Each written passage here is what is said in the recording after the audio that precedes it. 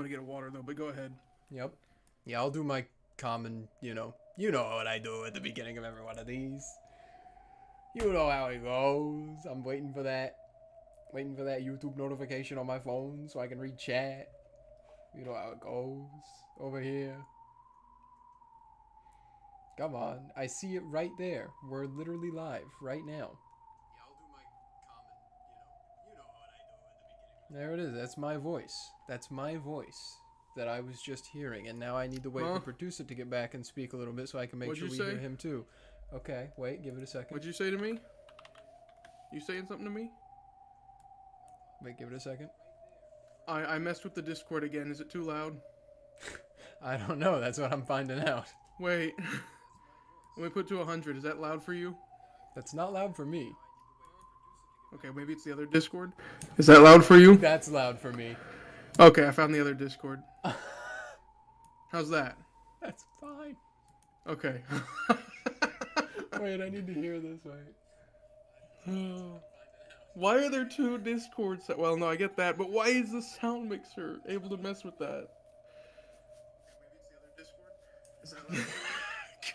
Did you hear it? I heard it. Okay.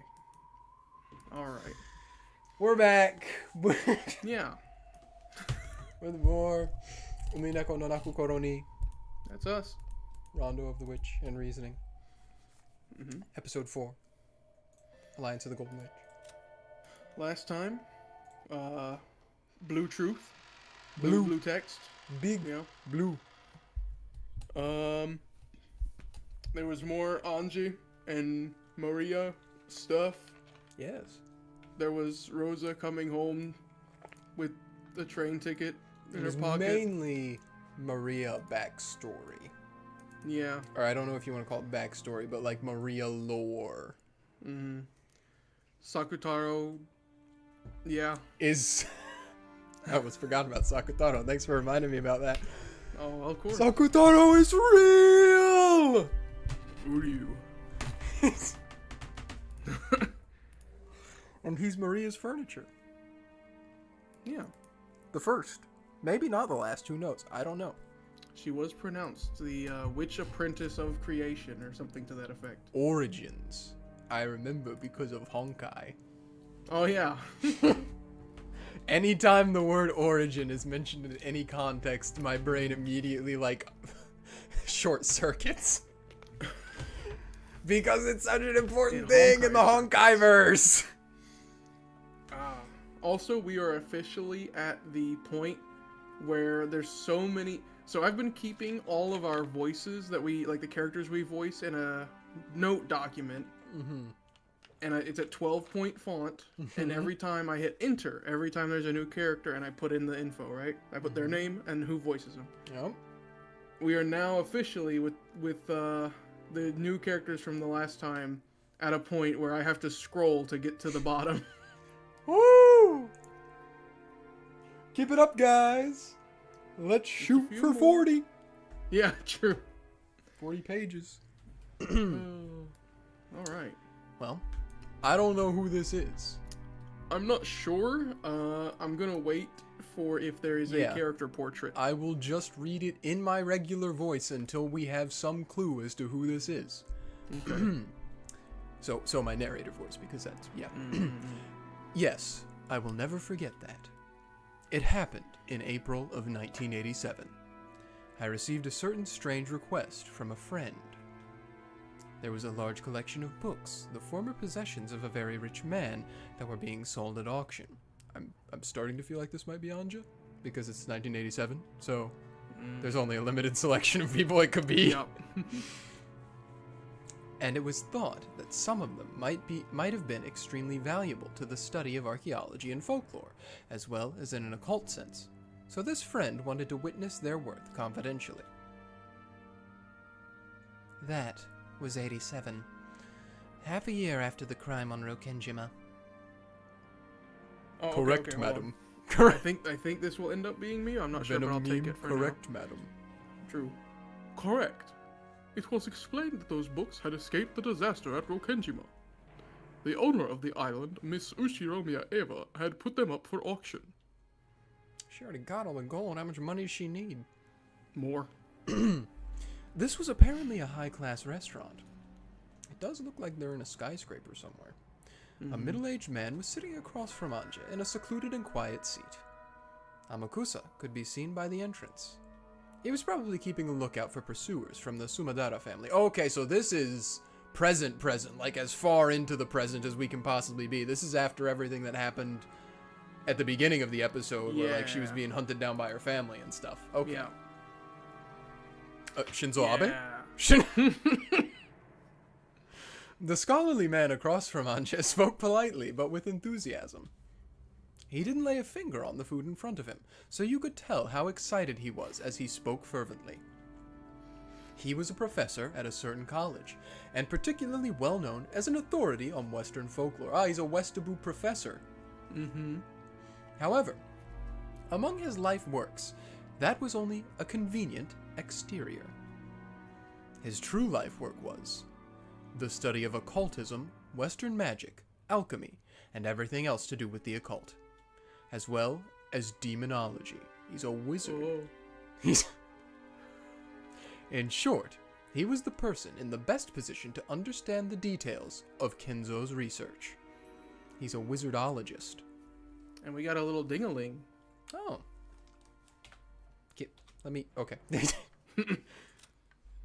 Oh, he's just off in the corner by himself. Yeah. A professor at a certain college. I wonder if we will ever learn what the college is, or if it will always just refer to it as the college that he is at. It'll probably call it the certain college, but if I'm gonna guess, I'm gonna say that it's Tokyo University. That is the university in Japan. Yeah. So, well known as an authority on the subject of Western folklore. He's also famous for his hobby, researching the Rokkenjima witch legend as one of the witch hunters. Witch hunters? Yeah, one of the witch hunters. Excuse me? There's a group? Okay. My interest just keeps getting piqued more and more. He's peeking. The primary focus of the witch hunt is the pasting together of occult stories to try and make them match with the Rokkenjima incident, making it much more of a mental game for dilettantes? Yeah. Okay, dilettantes and enthusiasts of the mystical than a scientific investigation into the truth of the crime. I don't know what that word means. You know, I have encountered it before. I can't recall the actual definition, though. Give me 1 second. I can assume, using my skills acquired in the 5th grade of context clues. This is really funny. It's a funnier word than I thought. A person who cultivates an area of interest, such as the arts, without real commitment or knowledge. Okay. So it's like a fancier word for like armchair person. Yeah. Okay. Yes. That's really funny. So yeah, that's him. That's me, actually. That's me, because you had Amakusa last, so now it is me as Professor Oltski. Or, yeah, whatever. Professor Oltski. True! First, what I learned by appraising those books was that Miss Ushiromiya Eva had absolutely no education in the study of folklore. And that the original owner of the books, Ushiromiya Kinzo, was certainly one of the top 5 authorities on demonology in Japan. Dang. Way to go, Kinzo. Him just going, Wah! He's perpetually doing that in the afterlife. Forever. Indeed. He would. April 1987. A major city antique shop obtained a large quantity of ancient documents that were thought to have a high historical value. They were entrusted with them by Ushiromiya Eva, who wanted them to be sold at auction. There she is. At the time, it was thought that Eva would succeed the Ushiromiya family and have all the wealth to herself as the only survivor. However, at that point, not even half a year had passed since the accident, and the others had not been missing long enough to be presumed dead, even under extraordinary circumstances. Because of that, Eva had supposedly been in a very tight spot financially, unable even to collect on her family's life insurance. Dang. It seems she tried to sell everything of value. Yeah, I feel so bad for you. And even the books kept in the place where she'd escaped harm, Kuadorian, were used for this purpose. Wait, I feel like that was a big drop. Wait. What did that say? Hold on, read it back again. The place she'd escaped harm in Kuadorian? That's the other mansion, isn't it? Yeah. Yeah. the place she escaped harm was in Kuadorian? That's been brought up before. Yeah? That she was found, like, after everyone else was dead, like, the accident, as they were calling it, she was found in Kuadorian alone. And that was, like, the whole thing. Yeah. That was part of the thing that people were like, that's suspicious. I was latching onto the escaped harm. I thought they were implying that she'd been there, like, the whole time. I've been like, that's not right. These old books, which would eventually be called the Ushiromiya Library, were gathered from antique shops by authorities in the field so that they could be appraised, and those authorities were astounded. That is one thing, well, out of many, that I think they're really good about in this is, like, people would come up with some name for it, right? Like the Ushiromiya Library. Oh yeah. Like some pretentious thing like that for the study of the stuff of the occult that. Yeah, if you look at like freaking true crime stuff, the way that they discuss that's exactly the different what I'm events thinking and about, things, yeah. And yet Jordan doesn't want to watch all of Umineko. Yeah. It was true crime before crime was true. Real. True. I mean, wait. But the authorities were astounded. So they were.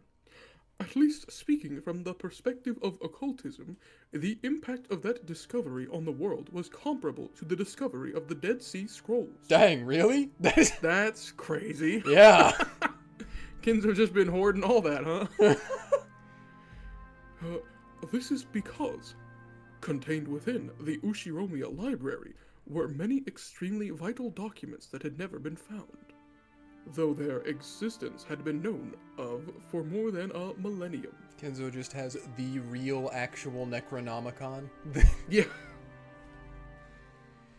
The many dreams of the occult, such as those represented by alchemy, always stirred intense fascination in dilettantes. Oh, it's making me say it again now. It is whispered. I thought it said widespread. So, it is whispered that many magic books of great historical value, currently unknown to the public, might be in the secret possession of extremely wealthy lovers of the occult. You know, I never really thought about that before. It probably is true to this day, yeah. Yeah, it's just... Items such as Leonardo da Vinci's notebooks, which are particularly popular among dilettantes, it really likes this word, are said to be the prime examples of this. Although, I mean, yeah, that would make sense if they're, because, like, yeah, if you're just a really wealthy person who's like, I like this occult stuff, you would be someone who doesn't really have knowledge in the field, but you're buying up all this stuff. Yep. And making it inaccessible to people who might actually be able to apply knowledge to it. Yeah. Oh. Thanks, dilettantes. Yep. It is said that approximately 5,000 pages of these notebooks currently exist, and over 10,000 have been lost. Dang. But some researchers believe that a large part of this lost portion may be monopolized by certain enthusiasts and members of the extremely rich. It is said that because of this, even now, more than anything, dilettantes who can't help but seek these spare no I read that in the wrong cadence. Dilettantes who can't help but seek these spare no expense to search around for quietly hoarded away and unannounced notebooks. There is probably no doubting that Ushiromiya Kinzo was himself one of those dilettantes. No one knows what Kinzo went through to obtain those. But there can be no mistake that he used his vast wealth freely, buying them off of other rich people with the same hobby as him. Can you imagine if there were like a club of them? The Kinzo Club. The Kinzo Club. They each have their one magical entity that they're hyper obsessed with. True. One of them was Burn Castell. Those books, which were so valuable that enthusiasts could never satisfy their desire to hoard them away, were discovered in large numbers at the end of the 20th century, and their release to the public had given the entire world a massive shock.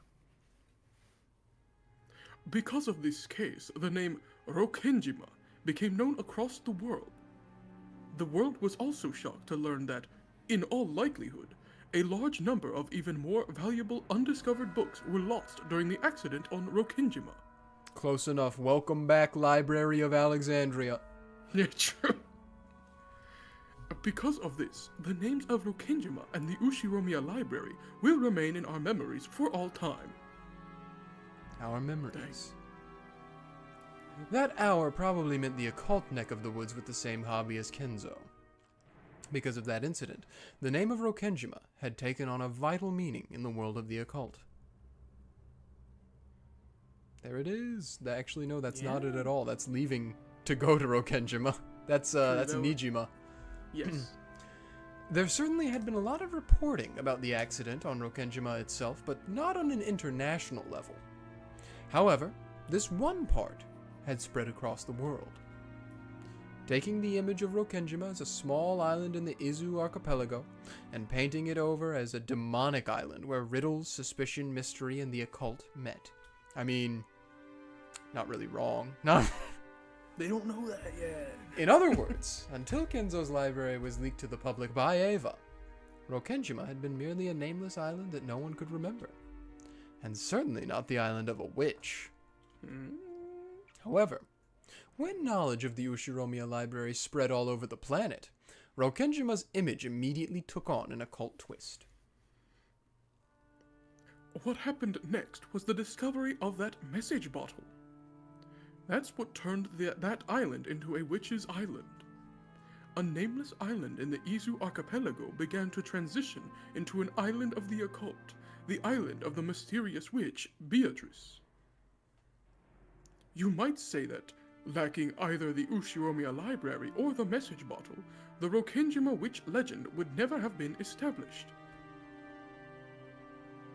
The message bottle. Yes.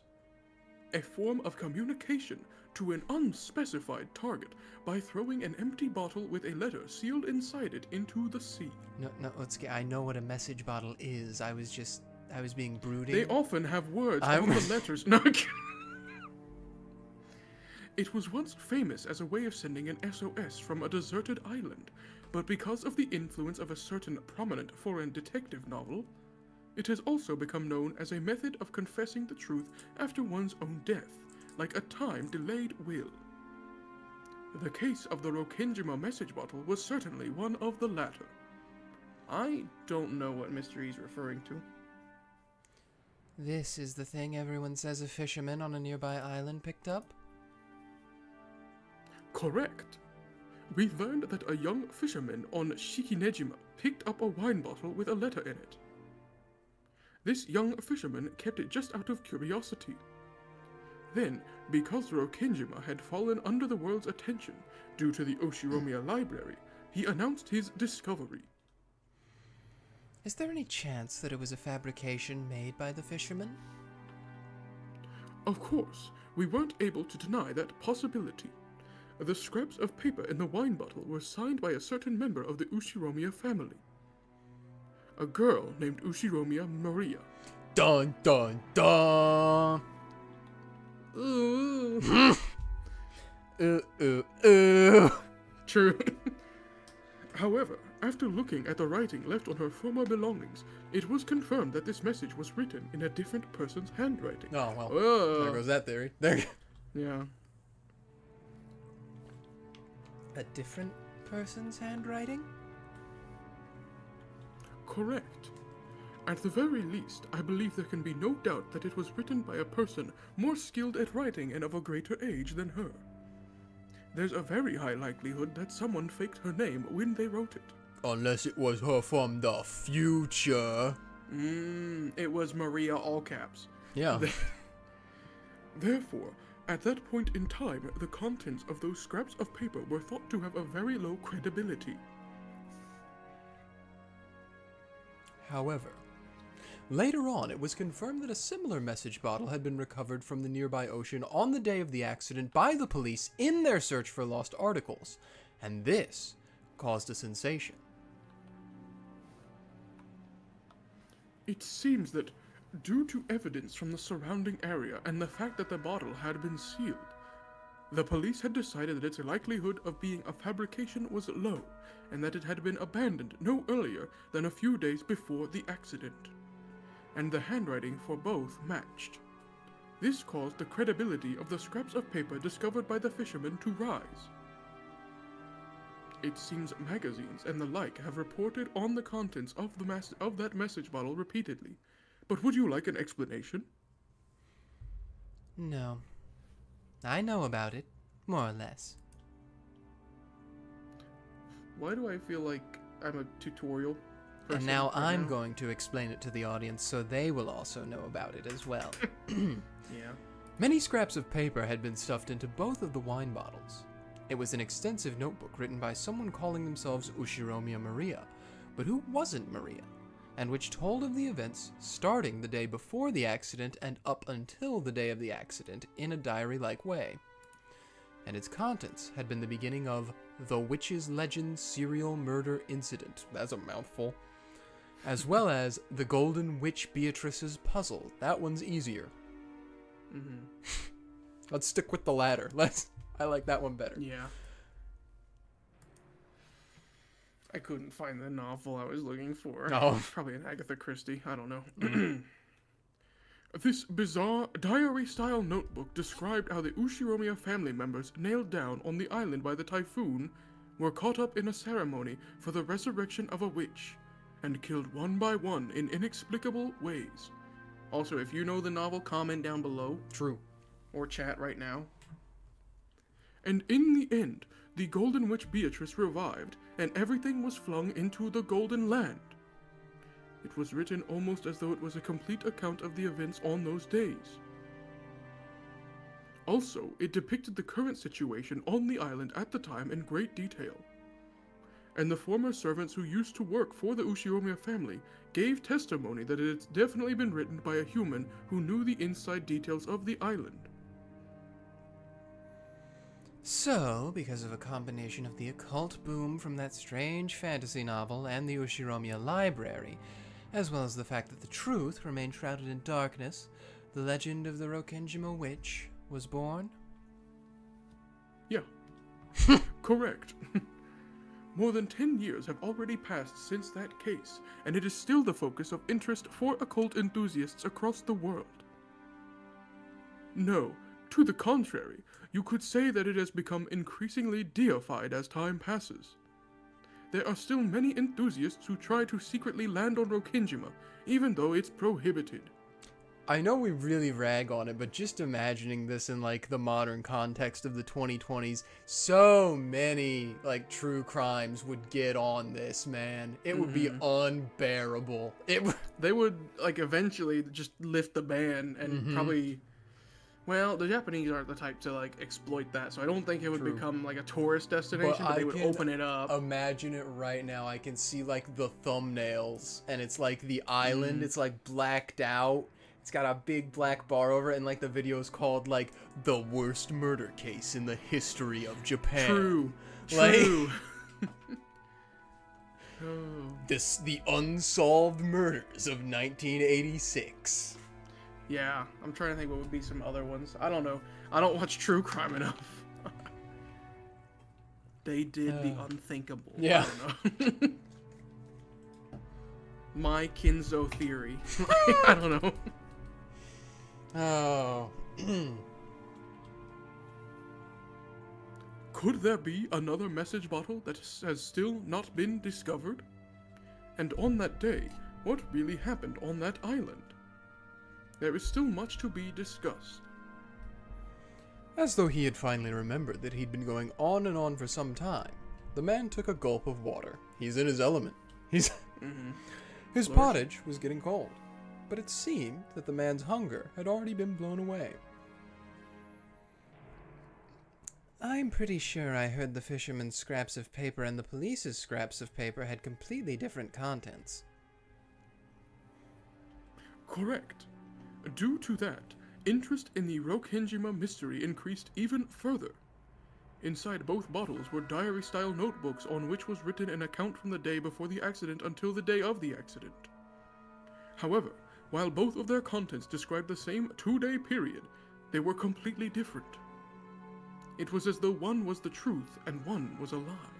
There are two Marias. One tells truth and the other tells lies. The way I'm thinking is it's episode 1 and episode 2. Or perhaps both were lies. In any event, the beginnings and endings alone matched each other. In the beginning, the 18 people, including the relatives, are sealed up on the island by the typhoon. And in the ending, everyone dies, the Golden Witch is revived, and everything is flung into the Golden Land. The contents of both message bottles wrote about the events of the day before the accident and the day of the accident, but the details were completely different. Did Maria die in 3 pretty early on? I don't remember. Ooh, yeah, she was the, separate the two who are close. That's right. Because it was her and Rosa.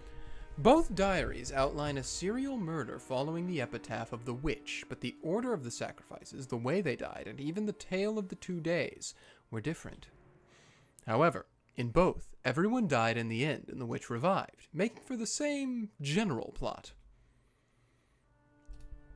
Because the only survivor, Miss Ushiromiya Eva, has remained silent about what actually happened on that island, the events of that entire 2-day period are shrouded in darkness. And Ava's just like, I don't know what these are talking about. I killed True. her early. These 2 diaries presented a full 2 theories to wipe away that darkness. Those 2 days could be explained with either of those 2 diaries. However, we don't know which is correct, or even if there's anything correct contained within them. Schrodinger's cat box. If it isn't denied, even a mixture of truth and fiction can be the truth. Through the media, these scraps of paper had of course been shown to Eva as well, but in the end she never broke her silence. Who sent the message bottles? And why? Earlier, in their special issue for the crime's 10th anniversary, a certain magazine took that topic up for discussion in a grand manner, didn't they? That theory seemed to be the one garnering the most support lately. But it is rather dull. What happened on that island, on that day? Considering the question is the true charm of the witch hunt. The witch hunt?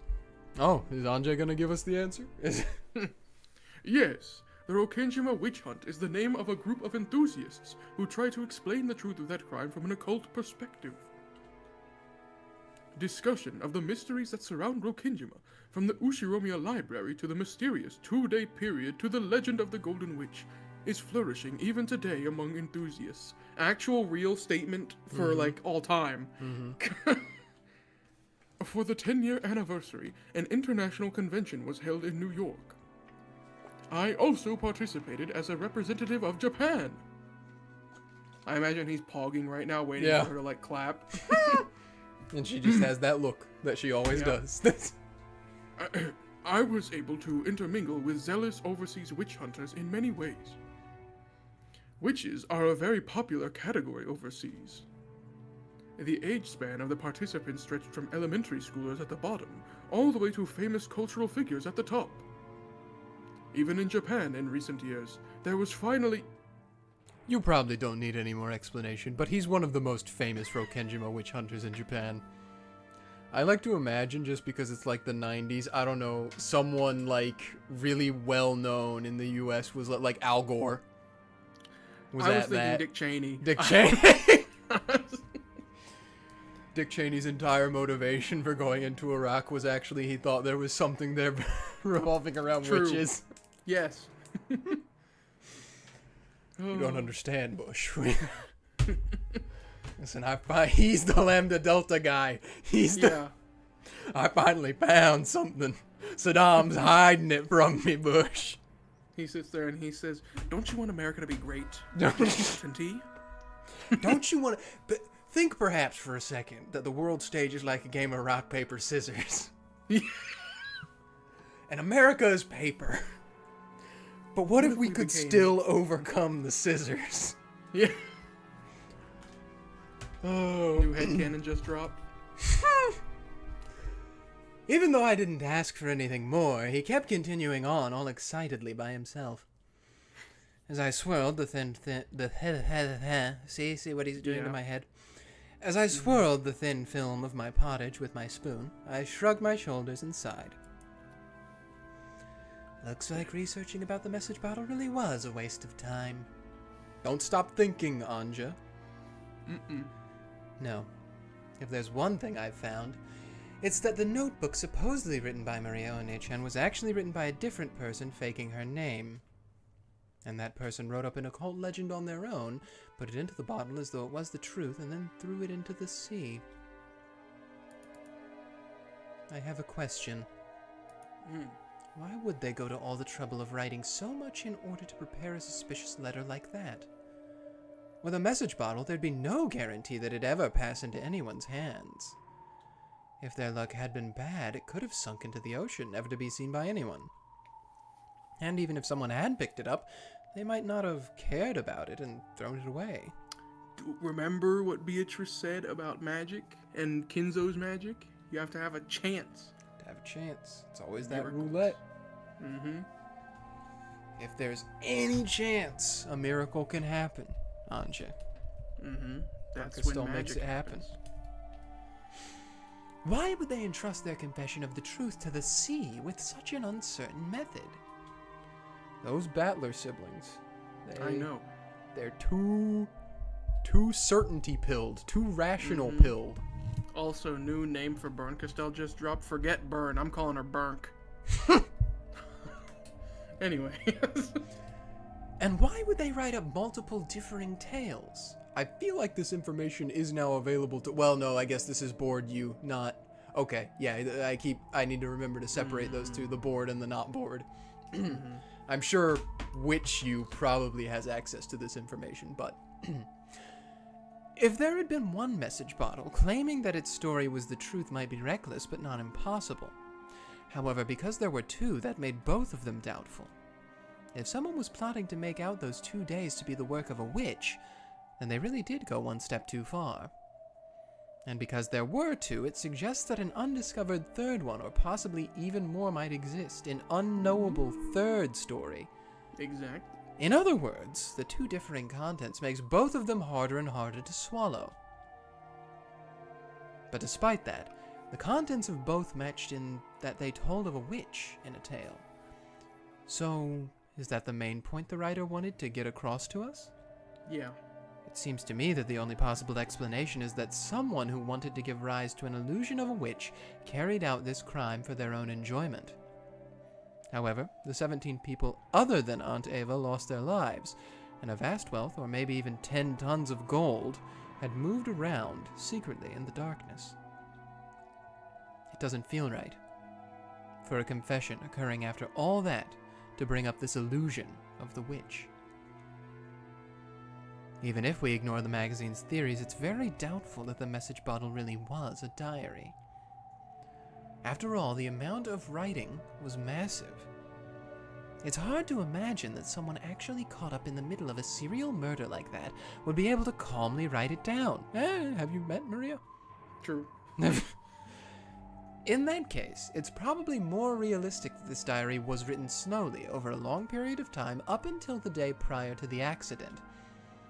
In that case, wouldn't it mean that everything on Rokenjima was a planned crime, with everything prepared for over a long stretch of time?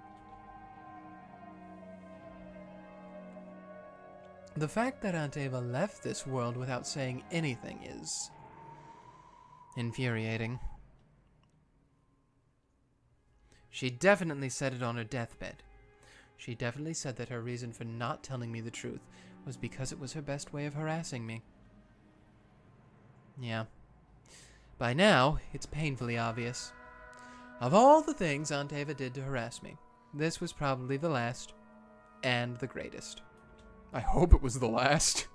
I mean, I guess she could have, pre-planned things for post-mortem. I always come back. Yeah. But thinking of it this way, it's pretty doubtful that Aunt Ava is the true culprit. Of course, that's not because the handwriting on the message bottle was different from Aunt Ava's or anything like that. It's because in both tales that were discovered, Aunt Ava was included among the victims. Okay, so it's the first and second. It's episode 1 and 2. It's If But the in that writer, case, how did they do it, and what does it mean? yeah. if the writer of that diary was the culprit, maybe Aunt Ava was also one of the targets to be killed. Maybe Aunt Ava survived because something went wrong. Because I hated Aunt Ava, I came to believe that she had to be the culprit. But the existence of the message bottle makes me suspect that the mastermind is far more profound and unknown person than her. Or both things can be true at the same time. War? I looked at the clock. I've heard more than enough. It's time. As he continued to speak fervently, I suggested that I wanted to bring this discussion to a close. Poor guy. He seemed to be aware that he'd gotten excited and talked too much, so he quickly accepted this. He's just been going the entire time on, just Yeah, been and she thinking doesn't all know this a in her head. thing. Yeah. And so this is how we get into my dissertation that I wrote, where I laid out a very precise and very well thought out plan on how I think this person was the culprit who did all of it. Yeah. Have Thank you heard you. of Nanjotrice? Oh no. Thank you very much for today. I believe I've heard something truly valuable. No. It was truly fun to be able to welcome a young lady as a new friend of the witch hunt. I have many precious materials that I couldn't show you because of this change to a different venue from the usual. I would be glad to show you them at the next chance we get. Thank you, Professor. Could I ask one more thing? Yes, what is it? Professor, why are you interested in witches? No, in occultism and demonology. Well, that is somewhat embarrassing. A daydream I had in my childhood, that if I could use a mysterious power, I could take on even the biggest of bullies, went on to become my life's work. That's quite embarrassing, he says, and then immediately reveals why. After all, the primitive desire of admiring unknown power is as universal today as it ever was in the past. I can get behind that. Professor, if you could do it, would you want to become a witch? Do you still dream of being able to use magic at will? Whose will? Sorry, that made me laugh a lot. It just made me like she said it in English as a name. Like, Okay. But of course, even though at this age I understand logically that such a thing couldn't exist, I cannot forget my childlike dreams, such as flying in the sky and turning scrap iron into gold. don't think about logic. If you would, please keep this a secret from my students. I got it all on World Star right now. True. If I told you that I was a real witch, would you believe it?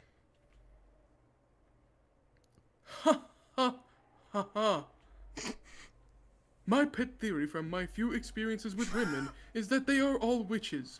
Crazy to say that.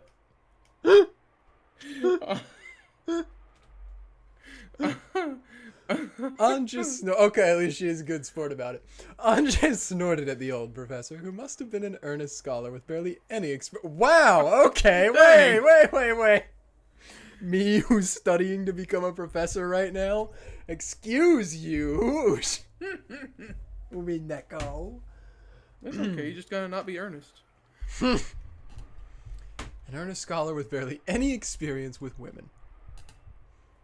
Yeah. And one final question. Professor, have you seen the original message bottle itself? I have indeed. In that case, do you know that handwriting well? Of course. I am not a specialist in that area, but at least when it comes to the handwriting of the message bottle, I am proud to be the most knowledgeable in Japan. At that point, Ange set a book on the desk with a thud. And this is? I have never seen it before. Those Ushiromias keeping their extremely valuable information from the public for years. They're good at that. He prided himself on his thorough knowledge of all literature related to Rokenjima, and he looked bewildered at this binding that he hadn't seen before. Ignoring him, Ange silently flipped through the pages, opened to one of them, and showed him. On that page was a handwritten paragraph beginning with, "To my beloved witch apprentice." And at the end, there was a signature in katakana that said, Beatrice. This is... The instant he glanced at it, his face went pale. She knew the answer before asking, but Ange asked it aloud anyways. Does the handwriting in the paragraph on this page match the handwriting in the message bottle? Well, I must take this home and investigate more. But pardon me for asking, but what in the world is this book? Where did you get it? The man stretched out his hand, but Ange pulled it back, as though telling him not to touch it with his filthy hands. Dang. Thank you. Just that reaction is all I need. Thank you very much for today. Here's the reward I promised. As she stood up, clutching Maria's diary, Ange carelessly tossed a wad of 10,000 yen notes wrapped with a strip of paper onto the table. Hey. A wad of them, so it wasn't just one, it was several. Yeah. As Ange turned her back to him and made to leave, the man raised his voice as though clinging to her. But Ange didn't stop walking. I beg you. What in the world is that book? I don't need a reward. Show me that book. Both you and I are in the witch hunt, but it looks like we aren't pursuing it at the same level. You're entertaining yourself with the outside of the cat box. And what I want to know is about the inside of the cat box. And this book is the key to opening it. It's too good for you. Well then. Goodbye, gentlemen. Have a nice day. Dang. But please, wait. Sumadera-san! Oh, don't say that to her. Okay. Ooh, don't call her that name. She's gonna be angry. Or maybe she's saying that name on purpose. I didn't even think about that. She's probably using a fake name. His voice didn't reach her. She had already joined up with Amakusa and gone into the car.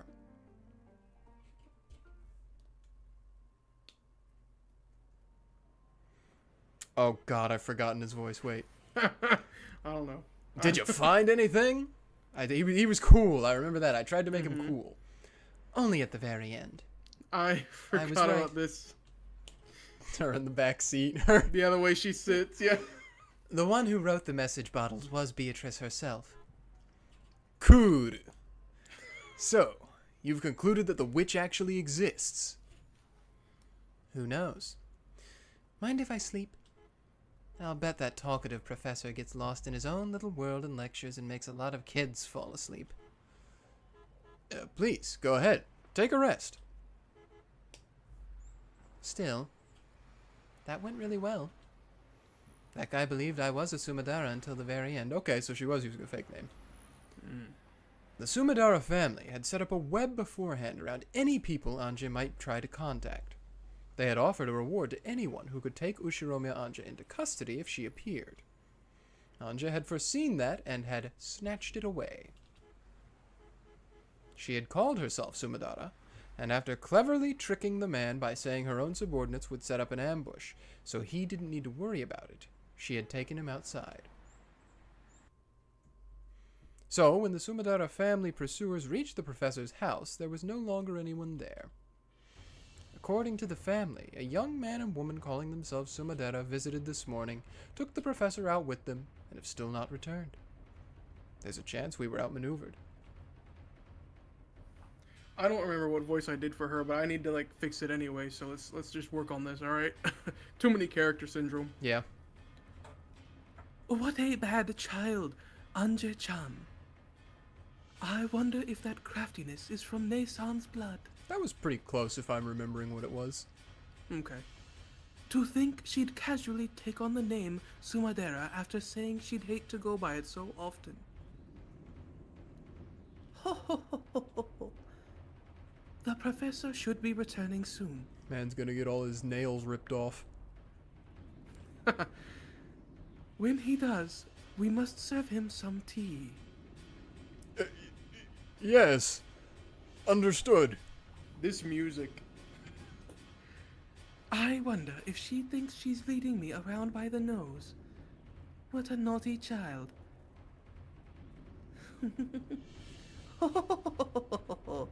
I kind of think she is leading you around by the nose, but... With a demonic look on her face, Kazumi violently stamped her heel. Dang. Okay, brief break from me. My family has brought me food, so I will return. All right. I'll be here. I'm gonna take a drink of water, and then we'll see what this line says.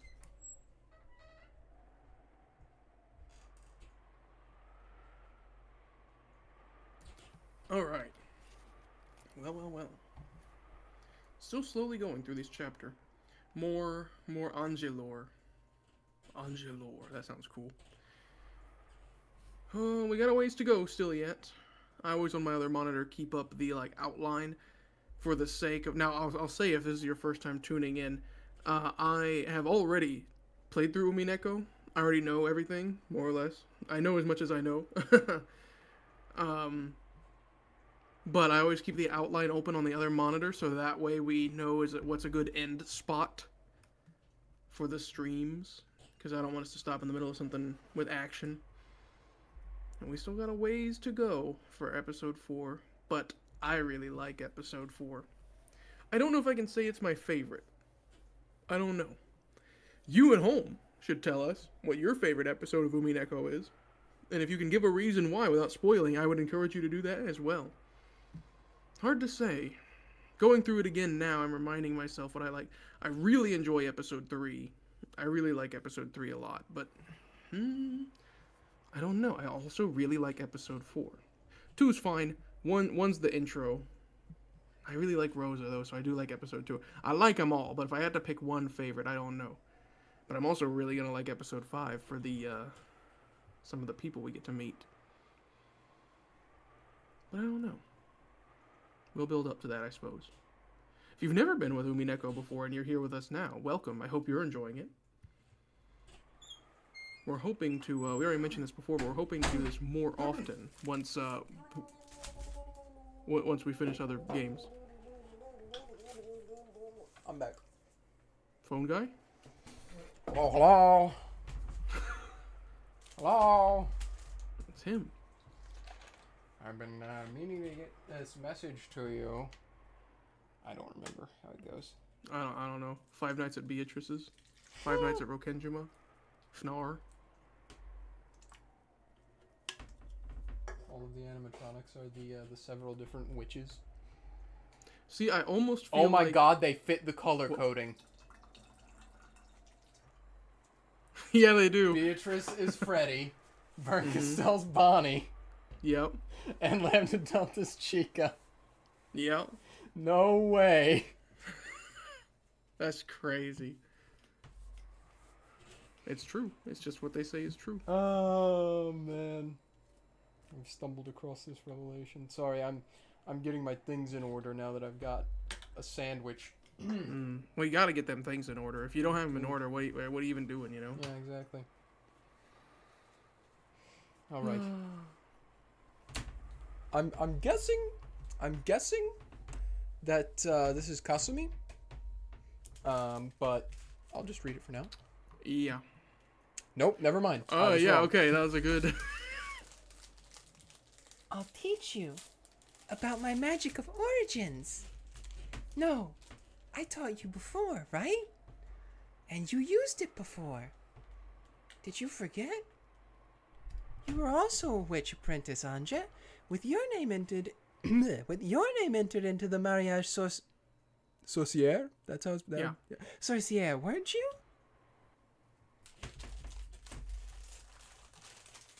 Huh? Oh, I got the hotel, probably. Yes. On the Lamb Hotel, yeah. I was also included amongst the witches, wasn't I? I closed Maria's diary and flopped down on a very high-class looking bed. Dang, they even bought the hotel water. You can tell they're that rich. Yeah. One looks like tea. It does. I can't tell. I'd slept deeply for a long time in the car, so it took longer than usual for drowsiness to set in, and I read the diary as I waited. This was a super expensive hotel in the city. Since it was often used by the rich and famous, they were very big on confidentiality. They made it very convenient for me to escape my pursuers. The idea that renegades should spend their nights hiding in cheap hotels is a commoner's way of thinking. To Ange, who possessed all the wealth of the Ushiromiya family, renegade life was comfortable indeed. Of course, even though he was a guard, Amakusa was a man, and therefore in a separate room. Ange used the bedroom of the suite, and Amakusa lay on the sofa in the living room. Oh, it's one of the big rooms. It's got several rooms in it. According to Amakusa, the sofas here were more pleasant than his own beds had been recently. Poor guy. When I looked at the clock, I saw that it was almost 2 in the middle of the night. I'm still not getting sleepy. I sighed deeply. At that time, even though there was no wind, I had the feeling that Maria One-chan's diary fluttered. Then, One-chan appeared. We got a ding-a-ling. What was that for? We got her here now. She wasn't on this one before. Okay. I think it's just the same as the other one. Yeah, it looks like the same. Yep. So she's on this game board, too. Yeah. The 1998. Yep. Her form was no longer the normal one I'd known. She was wearing the dress that Beatrice had given her after acknowledging her as a witch. If you don't get some sleep, it'll be tough tomorrow, right? If I were a witch too, I'd be able to use magic, wouldn't I? Yeah, you can use it. I taught you, didn't I? Taught you how to use it. And you were able to use it in the past, weren't you? I remember. I've started wanting to use it. Are you starting to feel lonely? Not really. It's not like having a different pillow every night is that tough. The first step to magic can be loneliness, or boredom. Even small reasons like that. Even if it's just trying to kill time until you can fall asleep?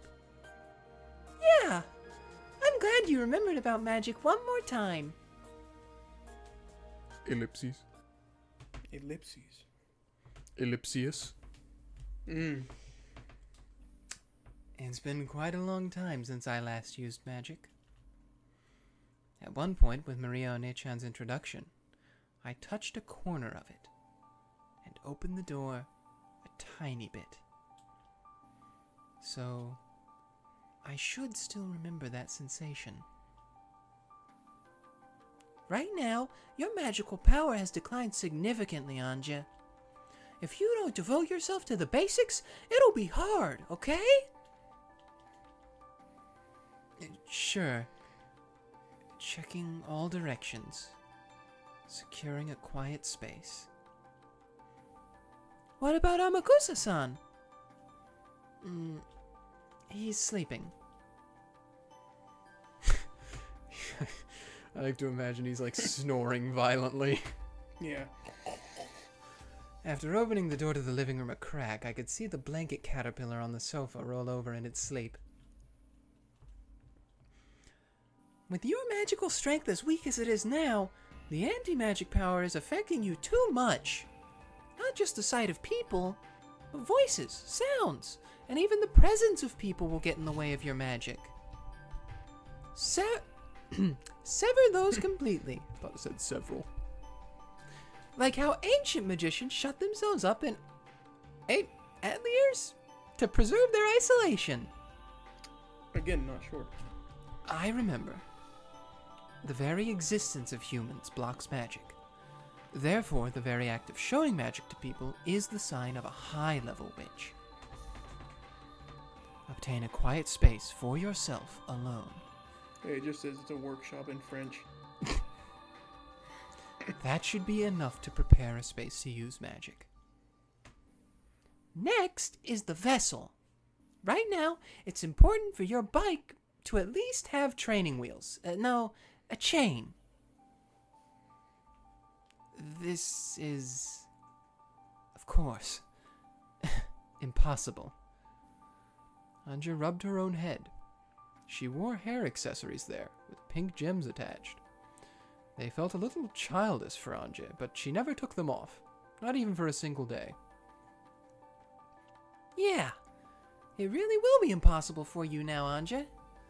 If you'd practiced every single day since then, you might have gained the ability to summon with that by now. If I were to start training now, how long would it take? It's said that a year of magical training for a child is worth 10 years for an old person.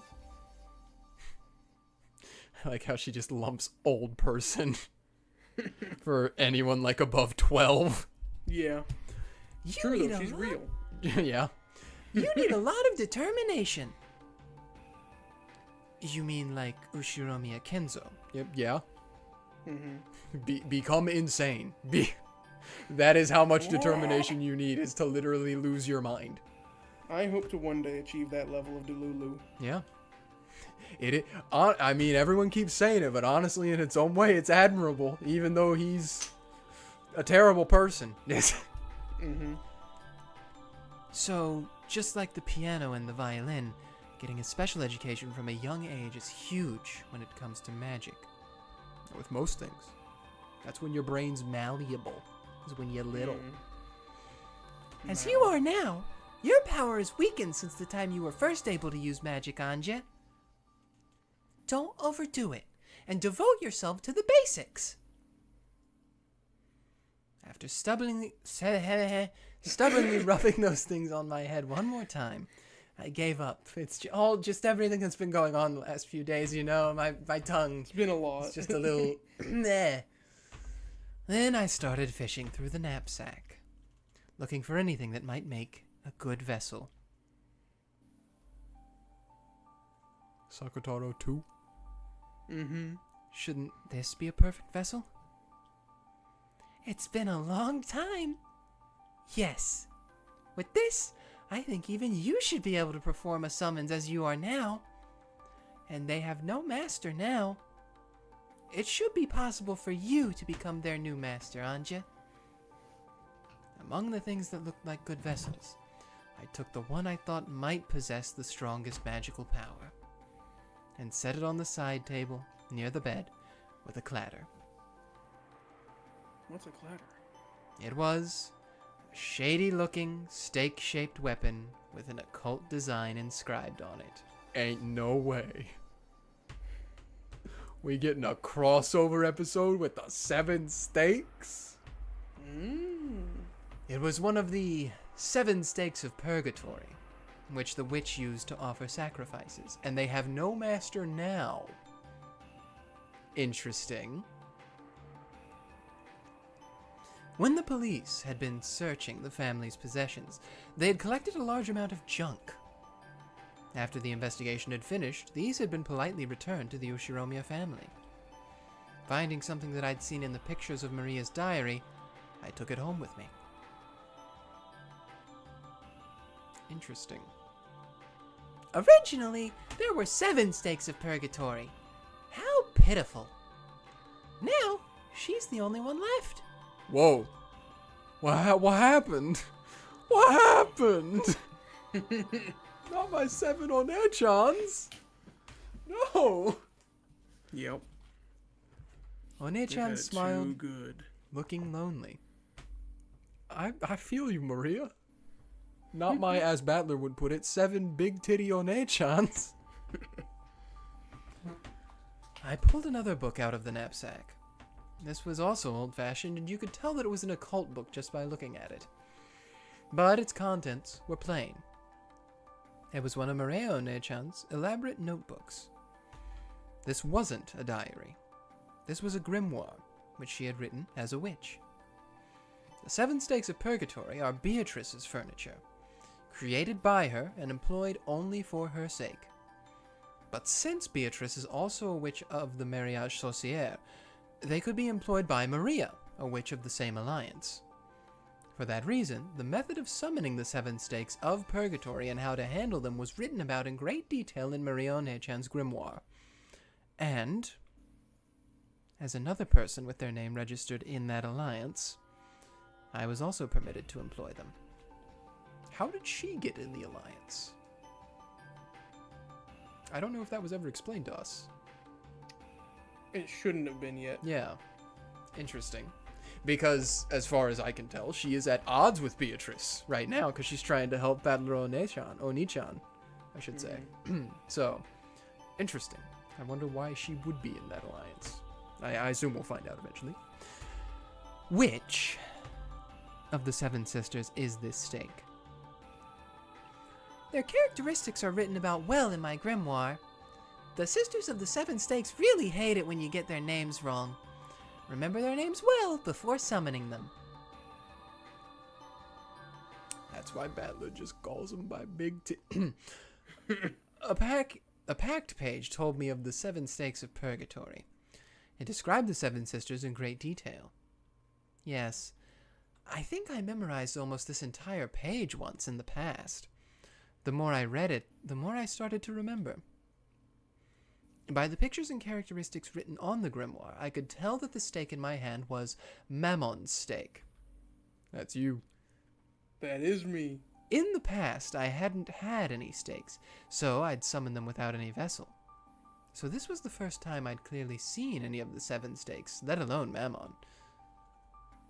Mammon, the 5th sister, controls the deadly sin of greed. An incredible kid. Greed also controls aspirations, the desire to improve oneself, and the strength to live. It definitely doesn't mean only bad things. She's rude, but she's a girl who tries really hard. I see. You could say that without desire, there's no reason to live. For a while, I heightened my concentration and digested the information that was written about Mammon. The more the summoner knows about the target that's being summoned, the better. Knowledge is connected to magical power. I began to fill my head with knowledge about Mammon, raising a necessary amount of magical power for a summoning. Grimoires can be a bit interesting. This might be a much better read than some lame novel. It really takes me back. For a grimoire, it's demanded not only that you understand the letters, but that you fill up the world of the space between the lines, giving birth to a world from the pictures and creating things in various ways. The power to give birth to something. For someone who has that, such as you, a grimoire should be more than interesting than any book. I've always known that you'd be able to understand that. That should be enough knowledge of Mammon for now. Yes, I've remembered it, more or less. I'll give it a try. Take care. In case the worst happens, here's my talisman. The Treaty of the Alliance won't protect you right now. That Mammon is a bit of a quick trigger, and she may still bear a grudge. Be careful. Yes, I'll wear it. The 7 stakes of Purgatory, as furniture used to make sacrifices for a ceremony, were treated as beings inferior even to weapons. But that was only when compared to other demons. To humans, furniture is something to be feared. I fished through the knapsack again, took out a bracelet charm with a scorpion medal that I'd gotten from Maria Onechan long ago, and put it on my arm. In the past, I hadn't needed something like this, but I needed insurance. It's okay. That has already been fitted with the required amount of magical defense. As long as you wear that, you'll definitely be fine.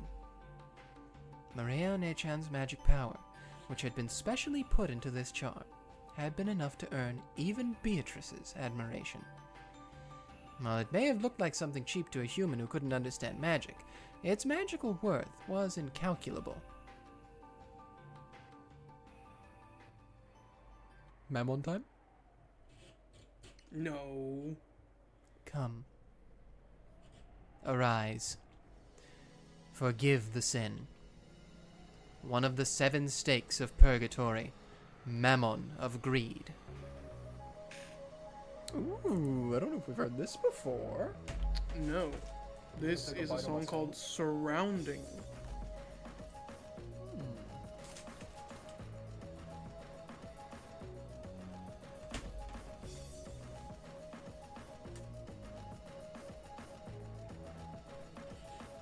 Oh, I have sandwich. Go ahead, do that. I focused my mind. I made the magic-repelling toxin that filled my body 0. Yeah. Imagine an untainted, vast space. Doubts and common sense all resist magic. Make the resistance 0 and erase the burden on the magical power.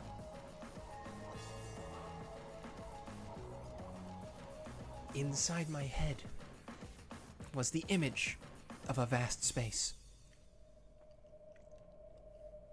It was a nighttime world where I floated in the air and the neon stars over the ground sparkled. A world where the stars that should have covered the sky were wiped away by the light from below that covered the ground. In the world of a vast night sky with no obstructions, I imagined the wind blowing through at will. At that time, in a room where there shouldn't have been any wind, the free nighttime wind kicked up a cyclone. The long-forgotten sensation raced through my entire body. It was the unique feeling of exultation that comes from using magic. Mammon's stake, which I held out in my hand, gradually began to make me feel a pale light. A twisting cyclone with the stake at the center. The hefty stake floated a bit into the air. Wonderful. Looks like the gap in your training hasn't stolen your talent. Come, arise, forgive the sin. One of the 7 stakes of purgatory, Mammon of greed. Show yourself to me. After I raised my hands bit by bit, lifting them higher than my head, as though it was being attracted upwards, Mammon's stake once again floated up into the air and gradually began to shake. That shaking began to grow faster, and it burst. With a speed faster than the eye could follow, it flew around, violently rebounding off the walls of the room. The terrible sound of it dancing around threatened to make me flinch. However, I must not lose my mental concentration.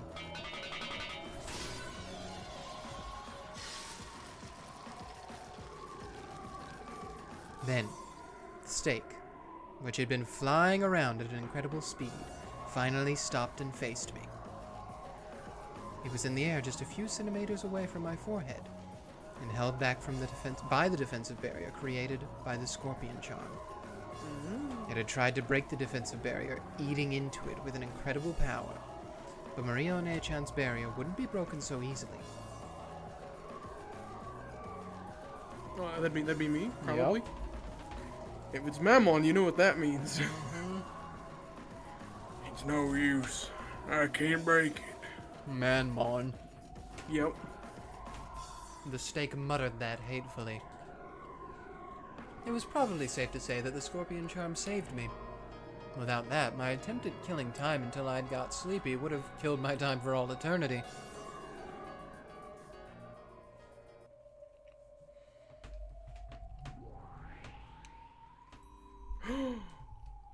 Mammon time.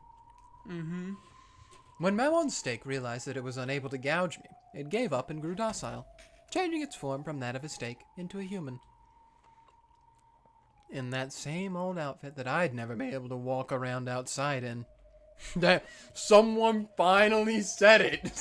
True. Someone finally mentioned the stakes outfits and how risque they are. Although, you could say it suited her, in a demonic sort of way. Ayo. Okay. It suited her. Is that right? God damn it. I don't know. I don't know, man. Okay. Also, another new song. This one is called 599 Million Ruins. Dang. Based Anyway. off of our ways of using demon voices, that wouldn't be right at all, actually. That would... True.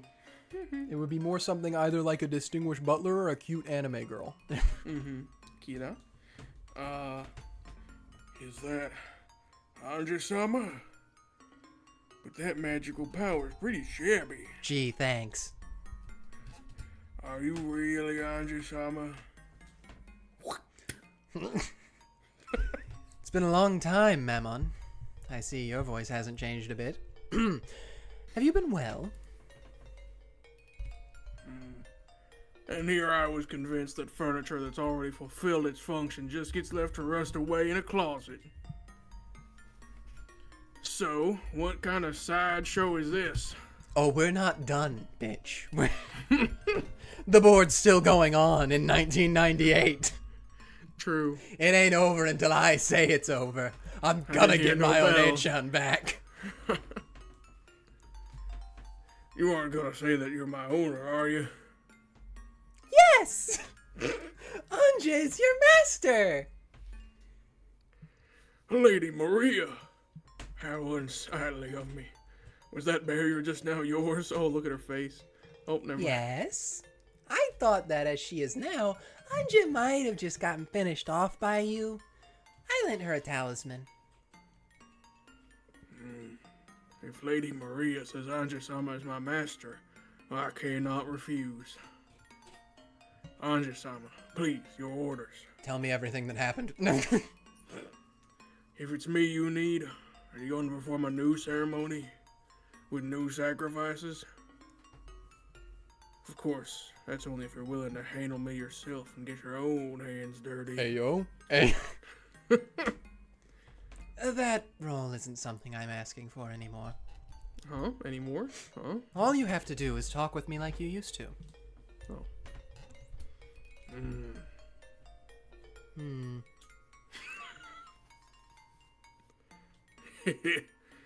Yes, if that is what you desire.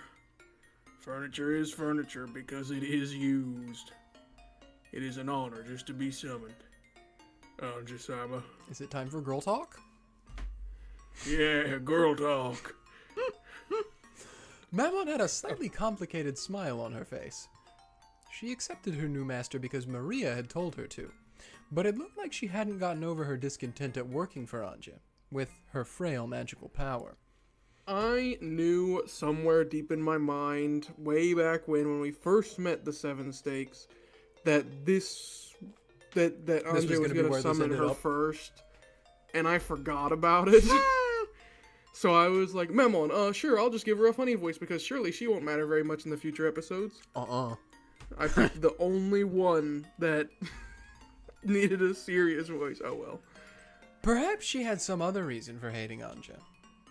You could just like at one point just be like, and then true. have her have Sorry, a there's normal something in girl my throat. voice. Like, nope, too late. I peed in the bed, now I'm lying in it. Okay. Perhaps she had some other reason for hating Ange, but for now, it seemed that she couldn't disobey, even if she wasn't happy about it. So, what should I do? Well, is there anyone you like? No. I don't know. Just do something lively.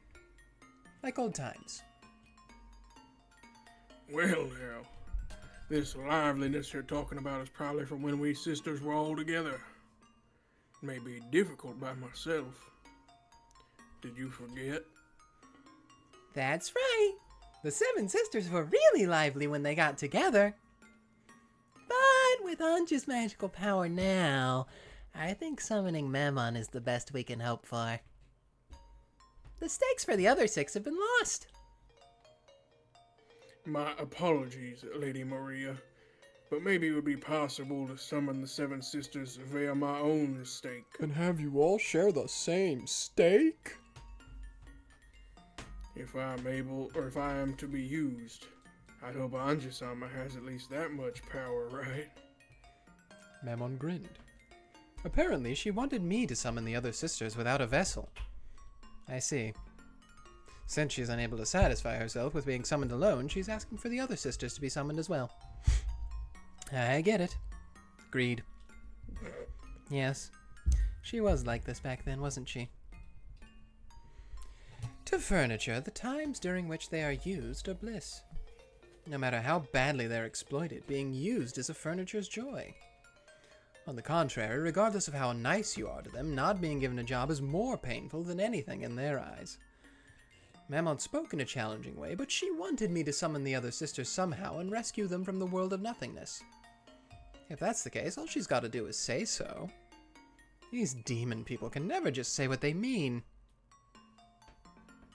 Ange, don't overdo it. You'll need plenty of rehabilitation just from summoning Mammon. Oh, I'll need to rehabilitate after just one? Well, I'm just killing time anyway. Hamakusa can carry me. Okay, Mammon. I've gone this far. I'll call as many as I can. Really? Not bad, Ange-sama. Alright, quickly. Apparently, even though she'd asked, Mammon hadn't really expected Ange to do this. She hopped around, badgering Ange to summon the other sisters. Yeah. Summoning Mammon alone consumed a considerable amount of physical and magical power. I think Ange's Go, face Ange, says it go. all. Go, Ange, go. Go. It'll probably be pretty tough to do 6 more. Just get at least one. Just get like, I don't know, who's funny with Mammon? I don't... Buh. Which one was Envy? Envy was pretty funny, I thought. Yeah. She's the one with the drills, isn't she? Get her. Maybe. That's, yeah. I'm awed by the magical power of those who can summon sisters like this at will with a snap of their fingers. And who therefore reach the level where they can be called witches. Mammon, don't make Ange overdo it. She still isn't at her best. What? Ange-sama said she'd summon everyone. I said I'd do as much as I could. Actually, I only said I'd call as many as I could. I guess that's greed for you. Mm-hmm. Don't overdo it, Ange. You should rest for today. You're tired enough. Mm-mm. It's okay. I'm just killing time anyway. We just did this like 30 seconds ago. We had this exact conversation. Let me get tired enough that I can just fall over asleep. There you go. This time, there's no vessel. I'll have to strengthen the image from my knowledge of the grimoire and materialize them with just that. I held my hands out into the air, replaying in my head the sensation from when I'd summoned Mammon. I'm acquainted with all the 7 sisters, right? I've got to remember that time, long ago, when I talked with them. Flashback? Nope. Once again, the power of magic began to fill me up. It let off a faint and yet distinct pale light from both of my hands. Ange-sama. Hold on. Good luck. Nipap. Hey, Lady Maria. Ange-sama's definitely gonna summon everyone, right? The 7 sisters will get to be reunited again, right? Well, now you're just red flagging it. Now you... Right? Yeah, definitely. But there's no guarantee that it'll happen tonight. Ange-sama can do it. Please, Ange-sama. Start with the youngest sister, Asmo. Asmodeus, the 7th sister. Got it. I'll call them in order, starting from the youngest. A strand of hot sweat dripped down from my forehead. This really is going to be one hell of a burden to carry. Oh, my voice! Oh my god! It's like I'm a prepubescent boy. Huh? The pale light in the space began to slowly form into the outline of a girl. Come, arise. One of the 7 stakes of Purgatory. Oh, I don't that's where know they're from. what is going on with me tonight. Purgistan. Asmodeus of Lust. There was no vessel. Put her in the lamp. However, as I held a strong conviction that she definitely did exist there as a core, her form began to crystallize. Her outline became distinct, and the form of the youngest of the 7 sisters, Asmodeus, was finally created. That easy, huh? That.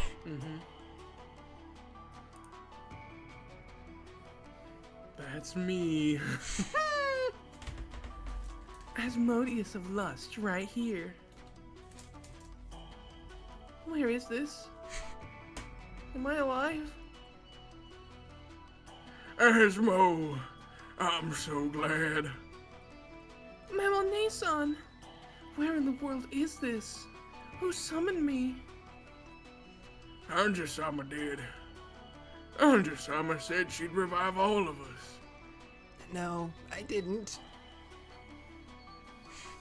Ange-sama, thank you. Do bells next. Please. Beelzebub, the 6th sister. Beelzebub of gluttony. Come, Dang. rise. She's just clearing me out.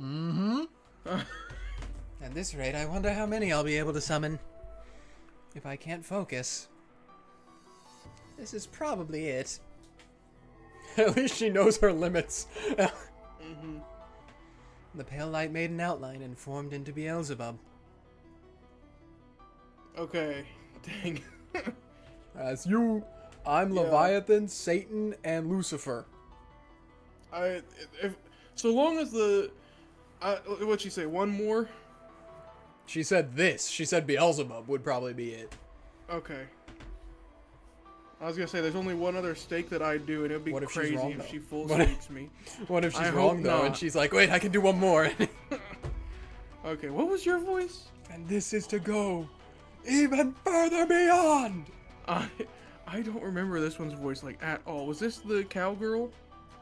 No, she was Belphegor, I believe, with the black hair. Okay. What was this one's voice? Oh.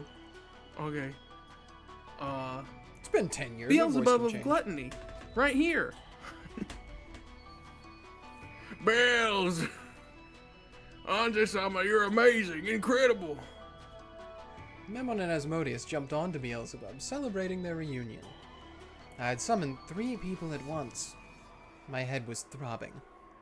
Honestly, for someone who, like, we've literally never seen doing training at all ever once, pretty good, I'd say, to get 3. Gotta summon the next one without stopping for a break. She's going. Come, Come on, let's see. rise. Yeah! Crazy. That's wild. One of the 7 stakes, Belphegor of Sloth. Dang. Belphegor Sloth right here. To think that I will be needed again. Ange right now, I think I'm having a heart attack. Belphane! I'm hungry. What's new? I mean, I'm so glad to see you again. To think that the 7 sisters would be able to meet again. Ange-sama, thank you so much. Only 4 right now. I'm trying. Keep it up and do Satan Day next. And Leviathan and Lucine. Crazy how they're 3, 2, and 1. Yeah. Yeah, I get it. So please, try not to be so loud. Doing 4 people at the same time is pretty tough. Again, please don't clip me. Anja, don't overdo it any more than this. You did a good job summoning even 4 of them after such a long time. Stop it, Mammon. Right now, Ange-sama is being pressured with the burden of summoning us. Ange-sama, I beg that you do not strain yourself too much. No way. Ange-sama promised. She said we'd all play together again. No, Right? Ange-sama, you said everyone would meet again. You promised that we could meet again right away. She said none of these things. That's right. I promised. I didn't promise anything about when, but I certainly did promise. So keep that promise. If you don't, I'll never forgive you for forgetting it until today, Ange-sama. Come, arise. One of the 7 stakes of purgatory, Satan of wrath. My mind's getting hazy, but I'll call. Even though I'd forgotten about those days, even though I've never thought of that time as anything but sad and lonely. Because in the short time I spent with them, the short time I spent with them was fun, without a doubt.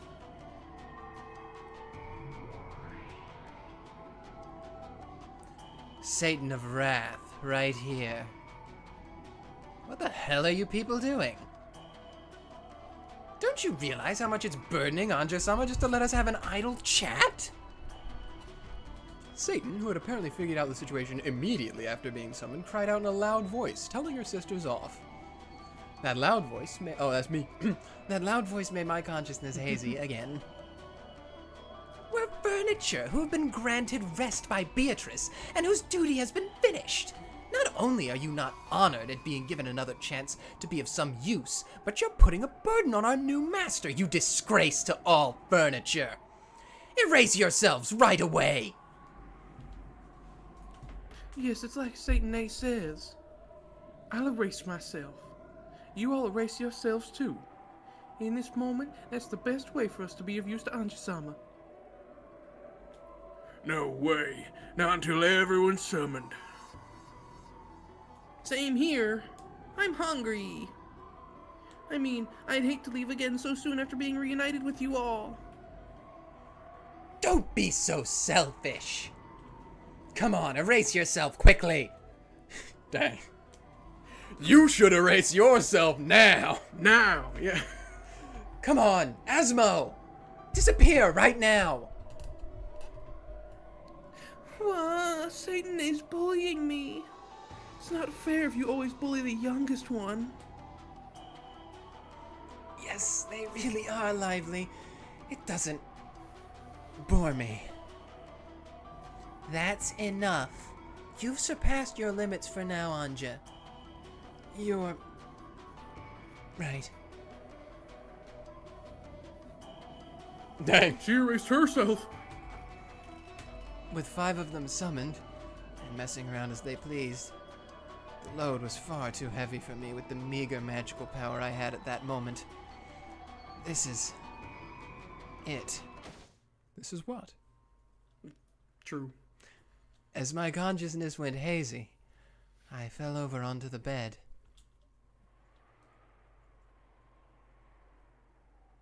Have beds always felt this soft? No. It seemed that the sisters were still squabbling together as much as they liked. For a way to kill time until drowsiness comes to get me. This is enough.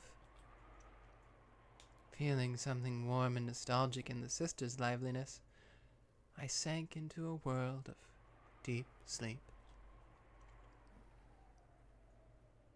Nightmare, nightmare, nightmare. Yeah.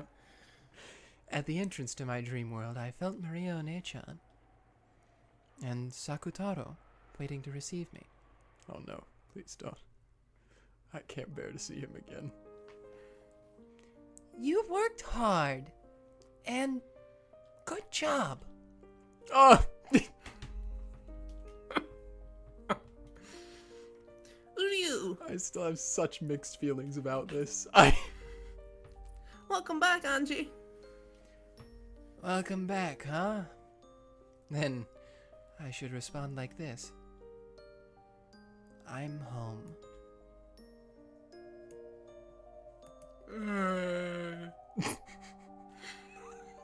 Thanks, Sakutaro. No, that was Mammon. No. That's one chapter down. Whoo! We'll see. We'll see how far we can get into the next one. I gotta be out of here by 10, unfortunately. I don't know if this is still Ange or not. Uh, Oh, yeah. Yep. That's right.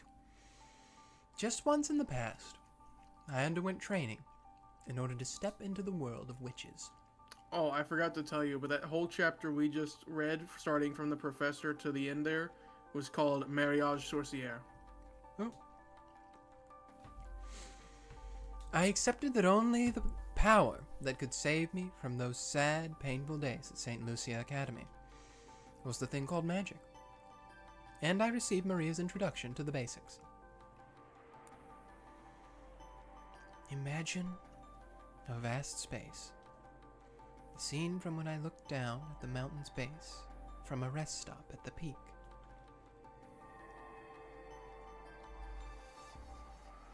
Like this? I projected that scene from a memory into my mental world. Normal girls get over their fascination with magical girls when they leave elementary school. So, seriously trending to use magic at this age was embarrassing even for me. But even that embarrassed feeling felt pleasant to me now. Right then, I was learning mental concentration from Maria One-chan in order to use magic. But it wasn't going very well. It was about as hopeless as teaching a person to wiggle their ears by showing them. It seems that you need to imagine a vast space to gain the mental concentration for using magic. Dang, me and you would be great wizards. Me. It's true. So I remembered the time from my younger days when my family had gone on a small vacation. This is also the age of D&D. Original D&D. This is the 80s right now. Well, now it's not. No. But... What? Gary Gygax would be the worst. He'd be worse than he is now. Oh. When I had looked down towards the base from a viewing platform at a rest stop on a peak, and I tried painting this scene in my mental world. Maria does not look pleased. No, still far too small. Imagine a much, much wider space, and create your own mental world. Your image is still way too foggy. There's no temperature in the air. There's no wind. No smells either. The world is still very faint. You can leave those for later, so for now, imagine an even wider space. Space. Who are you? Why do you have to imagine a vast space? Thank you, Exposition Sakutaro. Who are you? From the time of their birth, humans have inside of them a toxin that blocks magic. If that toxin isn't purified, you can't use magic well. It's called blood. Gotta get it out of there. One effective method of achieving this is to imagine a vast space. Just now, I thought of the world as seen from the window of an airplane, but that didn't work. I can't even think of a world more vast than that. In that case, Maria just has to teach Ange about the vast world Maria has. Won't that make it easy for Ange to imagine as well? Who are you? That's right. And I'm interested in the kind of world One-chan imagines when she uses magic. I'll use it for reference. That won't work. The mental world must be vast and isolated. It's so weird, but like weird in a refreshing way to have Maria actually be teaching about magic and not be like saying the most cryptic things like, it's from the Bible! Yeah, her being like, Yeah, boy. dang, oh my gosh, that was crazy. Spicy meat. The mental world must be vast and isolated. A world with no obstructions other than yourself. Head empty. So if you teach someone about that world, it won't be isolated anymore. That's why you mustn't reveal your mental world to anyone. Dang, we'd be screwed. We wouldn't have any magic power. True, we're done. We're so back. It's so over. Wait, that means Gary Gygax is also Gary screwed. Gygax is also screwed because he's the most famous for revealing his mental world to everyone. And if you draw up a good mental world, you too must keep it as a secret only for yourself. You. So stingy, Maria. I read that as stinky. Yeah. Thanks, Sakutaro. I guess there are no shortcuts in training. I'll make an effort. It's okay. I've been given plenty of hints. You. Do your best, Ange. Until recently, I thought there was no way something like magic could save me. After all, magic doesn't exist in this world. That kind of thing's supposedly nothing more than an illusion, a delusion, a daydream. However, Maria One-chan showed me that she could fill her own world with happiness using a power that's impossible for me. I used to look down on that happiness as something empty. Because I didn't believe in magic, I also denied everything else, refusing to believe in the happiness that magic gave birth to. But slowly, bit by bit, Maria One-chan's world grew happier. In the past, I'd disparaged it, thinking it too pitiful to look at. But that might have been nothing more than jealousy. I was forced to admit that. And now, this was my first step in my search for happiness. A vast space. A dry wind that could blow without being blocked by anything. Let me feel that wind blowing through my own hair. I see. Even the ground might get in my way as I am now. Then, I don't need a ground. Brush the ground away. Downwards. Downwards. Huh. Gotta go down. That's me waving. Hi. In other words, It was as though I had floated up, leaving the ground far behind. After pushing the ground further and further downwards, the ground grew foggy and faint, and for the first time it began to feel like the sky.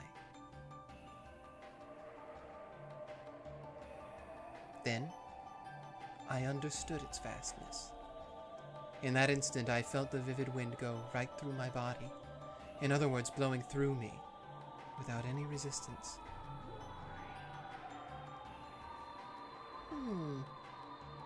Yes. Maintain that sensation. Yeah, I get it. I get that I've been released from all hindrances. You did it, Ange. You did it. You've taken your first step into the world of witches. This is the world of witches? Yeah! So let's try practicing the magic that you've always wished for, Ange. Magic that'll summon friends. A magic that'll create allies who'll save you from your loneliness and thereby bring you happiness. And kill your enemies. Will Ange also be able to summon friends like me? Uryu. As she is now, it's still far too early for Ange to summon friends like Sakutaro from the Sea of Zero. To begin, let's start by practicing with friends that are easy to summon. What will we start with? Because you're a witch of the Mariage Sorcière, excuse me, you are also permitted to use those employed by other witches in the Alliance. For example, Sakutaro is my friend, but since you're in the same alliance, he's your friend too, and you can summon him. You want to try summoning Sakutaro one of these days? When you're so lonely it gets tough, I'm sure Sakutaro will cheer you up. I see. You could call Sakutaro a being employed by One-chan. So, as a witch in the same alliance as her, it's possible for me to summon Sakutaro too. I met Sakutaro's gaze. How pleasant it would be to have him just be there, by my pillow, so he could talk to me a bit on lonely nights. Yeah. When she blushes, it's so cursed. Yeah, it is. If I call out, will you appear and talk to me? I There are, in fact, imagine some her people- doing the left pointing finger, right pointing finger emoji thing right now. Listen, there are some people in this world that are just meant to be sad. Not because they're bad people, but when they're happy, it's weird. Yeah. I mean, not even her being happy, just like I just see her as serious. Like, she doesn't even have to be sad, she just has to be serious. She has to be True. angry or sad or just locked in. That's how I envision Ange, is locked in at all times. Uryu! I can't wait to be summoned by you, Ange. Uryu, Uryu, Uryu! Looking happy, Sakutaro pressed his head against me like a cat. Suddenly getting a cute younger brother felt a bit confusing, a bit embarrassing, and a bit nice. Unable to understand why I couldn't honestly accept this feeling, I felt tears well up in my eyes. Right. I'll give it all I've got, One-chan. Then let's practice. Let's try summoning the furniture of Beatrice, a witch from the same alliance. Beatrice's furniture. Hearing Beatrice's name gave me a slightly strange feeling. When it came to the crime on Rokenjima, the public kept going on and on in a frenzy about how it was a sacrifice ceremony performed by a witch. And that witch was Beatrice. So, if the witch did commit that crime, that would make her the culprit who stole my family from me. However, One-chan said that Beatrice was a good witch. If I held negative emotions towards Beatrice, she'd get mad, leading to a nasty fight, and refuse to talk for a while. At this moment, One-chan was my only close friend, so to avoid worsening her mood, I decided to think of Beatrice as nothing more than One-chan's magic teacher. Also, I believe that the crime was a conspiracy cooked up by Aunt Eva. I would definitely expose the truth about that someday. Ange, obstructions are entering your body again. Sorry, I lost my concentration. One more time. I'd expect no less from you, One-chan. You instantly noticed that I was being overcome with idle thoughts. After shaking my head just once, I reimagined the wind blowing through a vast space. The Seven Sisters of Purgatory? That's a pretty creepy name. But they're very energetic and fun kids. They might become your new friends, Ange. First, I'll show you how to summon them. Watch! Whenever she makes that face, it just makes me laugh. It's very Discord PFP Yeah. tier. Maria One-chan lifted both hands up to the level of her head and quietly unified her mind. The state I wasn't able to reach except by meditating for a long period of time, she reached in the span of a few quick breaths. Then, a pale light began to gather in her hands, and one by one, the girls began to show themselves.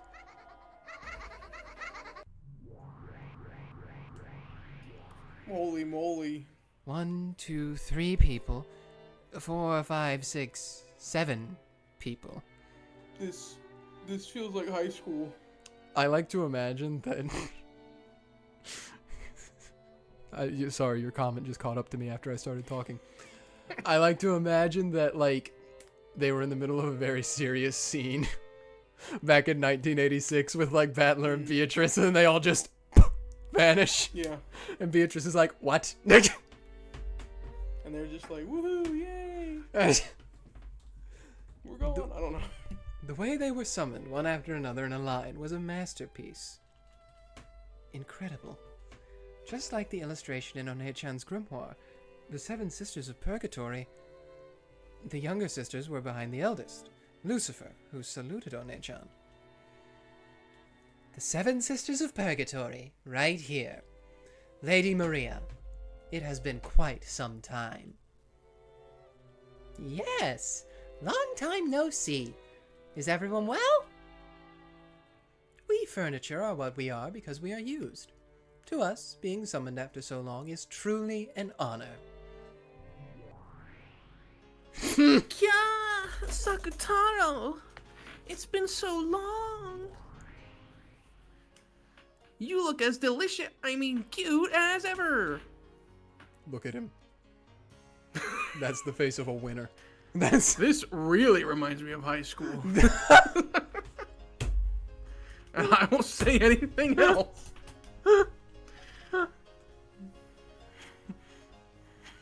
say it. Say. Me first. Yeah. Today's so fluffy, squishy, and cute. Absolutely abhorrent. Thank you. Let me hug him too. Let me hug him too. You can't breathe. I won't run away, so let go of me, everyone. Hey, you all!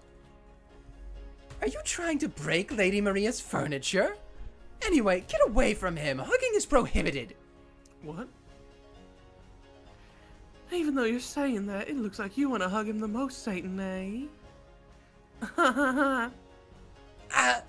It's not like I have any interest in something so fluffy, squishy, and cuddly. Hey! Be silent in the presence of Lady Maria and Ange-sama, you foolish sisters! They were so energetic. I was shocked by their sudden burst of activity right after they appeared. And on top of that, I was surprised that the innocent Sakutaro was on such good terms with the 7 sisters. That's unexpected. To think that Sakutaro would be so loved by such shady people. They're fellow members of the same alliance. There's nothing to be scared of, right? But on the off chance that their mood worsens, it looks like they could finish off Sakutaro in an instant. It's alright. The witches of the Alliance and their furniture are all friends. So Sakutaro can play without worrying. Of course, that goes for you and me too, Ange. It was one of the pacts of the Mariage Sorcière. Mutual non-aggression and non-interference. Dang. Member witches must respect each other's magic and creations. Even the sisters, who were normally shady and belligerent, treated fellow Alliance members as friends. No thoughts. So, is there something funny? There is nothing in his head. So to the 7 sisters, Sakutaro was a mutual friend.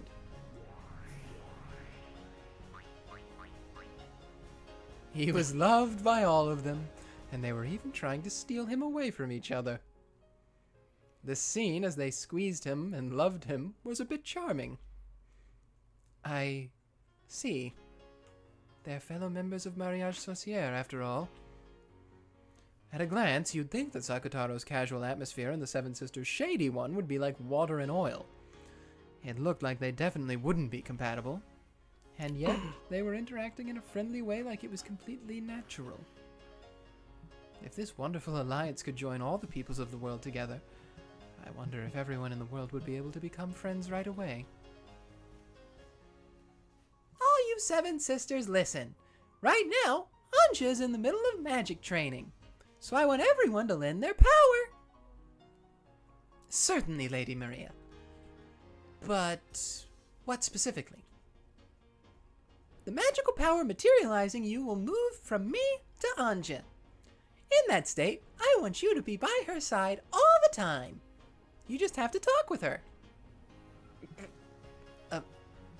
My apologies, but I wonder if Ange-sama's magical power will be able to easily summon all 7 of us around the clock.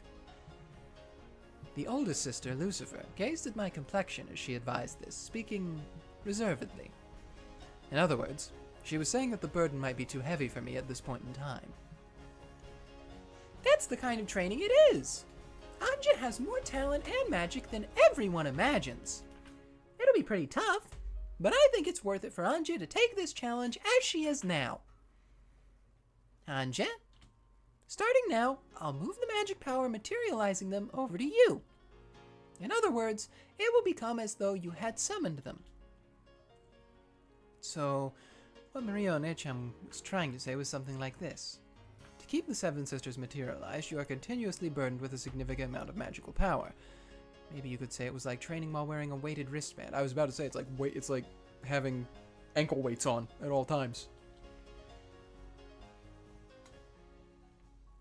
Uryu, doing all of the Seven Sisters would be pretty tough. Clip that. And, no. Isn't that asking a lot of Ange all of a sudden? Thank you, Sakutaro. But this is training to become a witch. I want to see how far I can go. The 7 of them certainly do seem boisterous. But even if this is for training, having them with me will surely distract me from my loneliness, at least a little. I understood it would be an ordeal, but wanted to give it a shot. Don't overdo it if it gets tough, okay? And everyone, if it looks tough for Ange, take it easy. Certainly. Get it, everyone? Yes, One-sama! Yes, One-sama. Well then, Ange-sama. For now, we, the 7 Sisters of Purgatory, will become your furniture. Lady Maria, if you would. Ah! No. The pain! Yeah, so, Ange, can we start? Sure. I'm a little nervous. Uryu, this might be tough all of a sudden. If you feel like you're getting a headache, lower your magic power immediately. Cut back to 1998 when she was like, I have a migraine from summoning 3 and I'm gonna keep going. I can keep going. Yeah. Okay, I'll move the source of magic power over to Ange. Noom. Noom indeed. Which brings us to today's video sponsor, Noom. No. Forgot about Noom. Yeah. In an instant, the inside of my head felt very heavy. This is... yeah. It's tough. Until then, the inside of my head had only been used for myself. It was almost like it was now being used for 7 other people. If they just stood there and blinked once or let out a single sigh, that would put a strong pressure on my head. Lady Maria, my apologies, but perhaps the burden from all 7 sisters at once might be too great after all. I'm... okay. No. It won't work after all. You're using all your energy to materialize them. There's no point if the burden is such that you can't balance it with your everyday life. And anyway, this is a bit unrefined for a witch. Uryu, that's why I said doing so many suddenly was impossible. Everyone erase yourselves for a bit. Right. It seems it'd be better to lower the number of people. Asmo, erase yourself. Dang. Always her. Yeah. Me again? I'm opposed to youngest sister bullying. Disappear starting from the top every once in a while. That would mean I'd have to disappear second, right? No. Don't make a ruckus, Asmo and Leviane. That kind of disturbance will become a burden to Ange-sama. Oops. The noise you're making is also a burden, stupid Satan.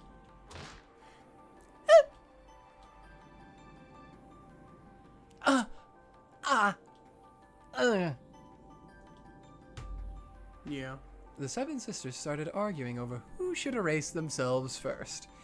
The energy from that fight all became a burden, forcing Ange to bear an even greater headache.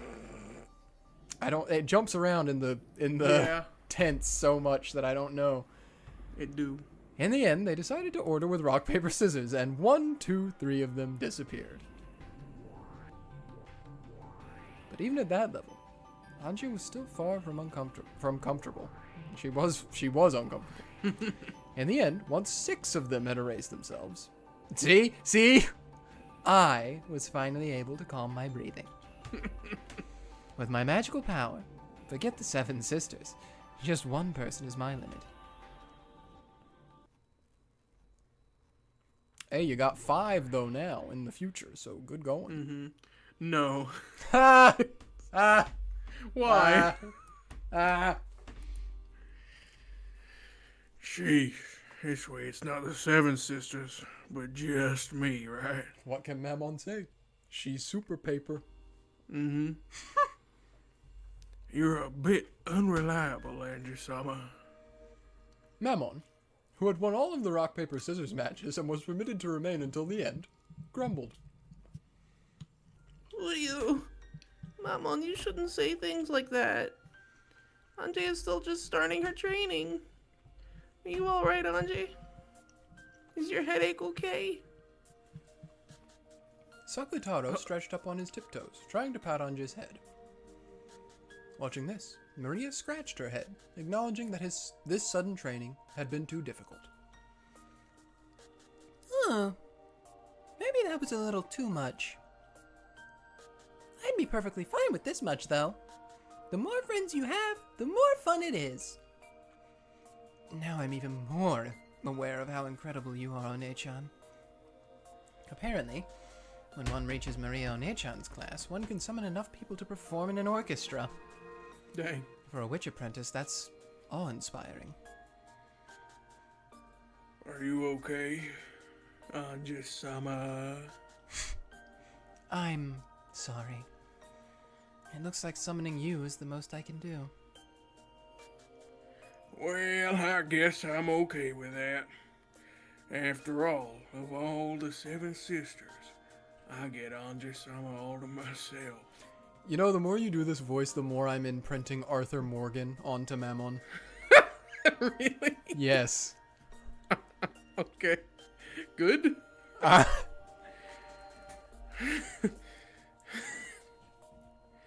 do you think, Ange-sama? If it's just me, will it be a burden for you? No. I think I'll be able to manage you alone. Somehow. Great. Then please train a lot and cultivate your magic power a bunch.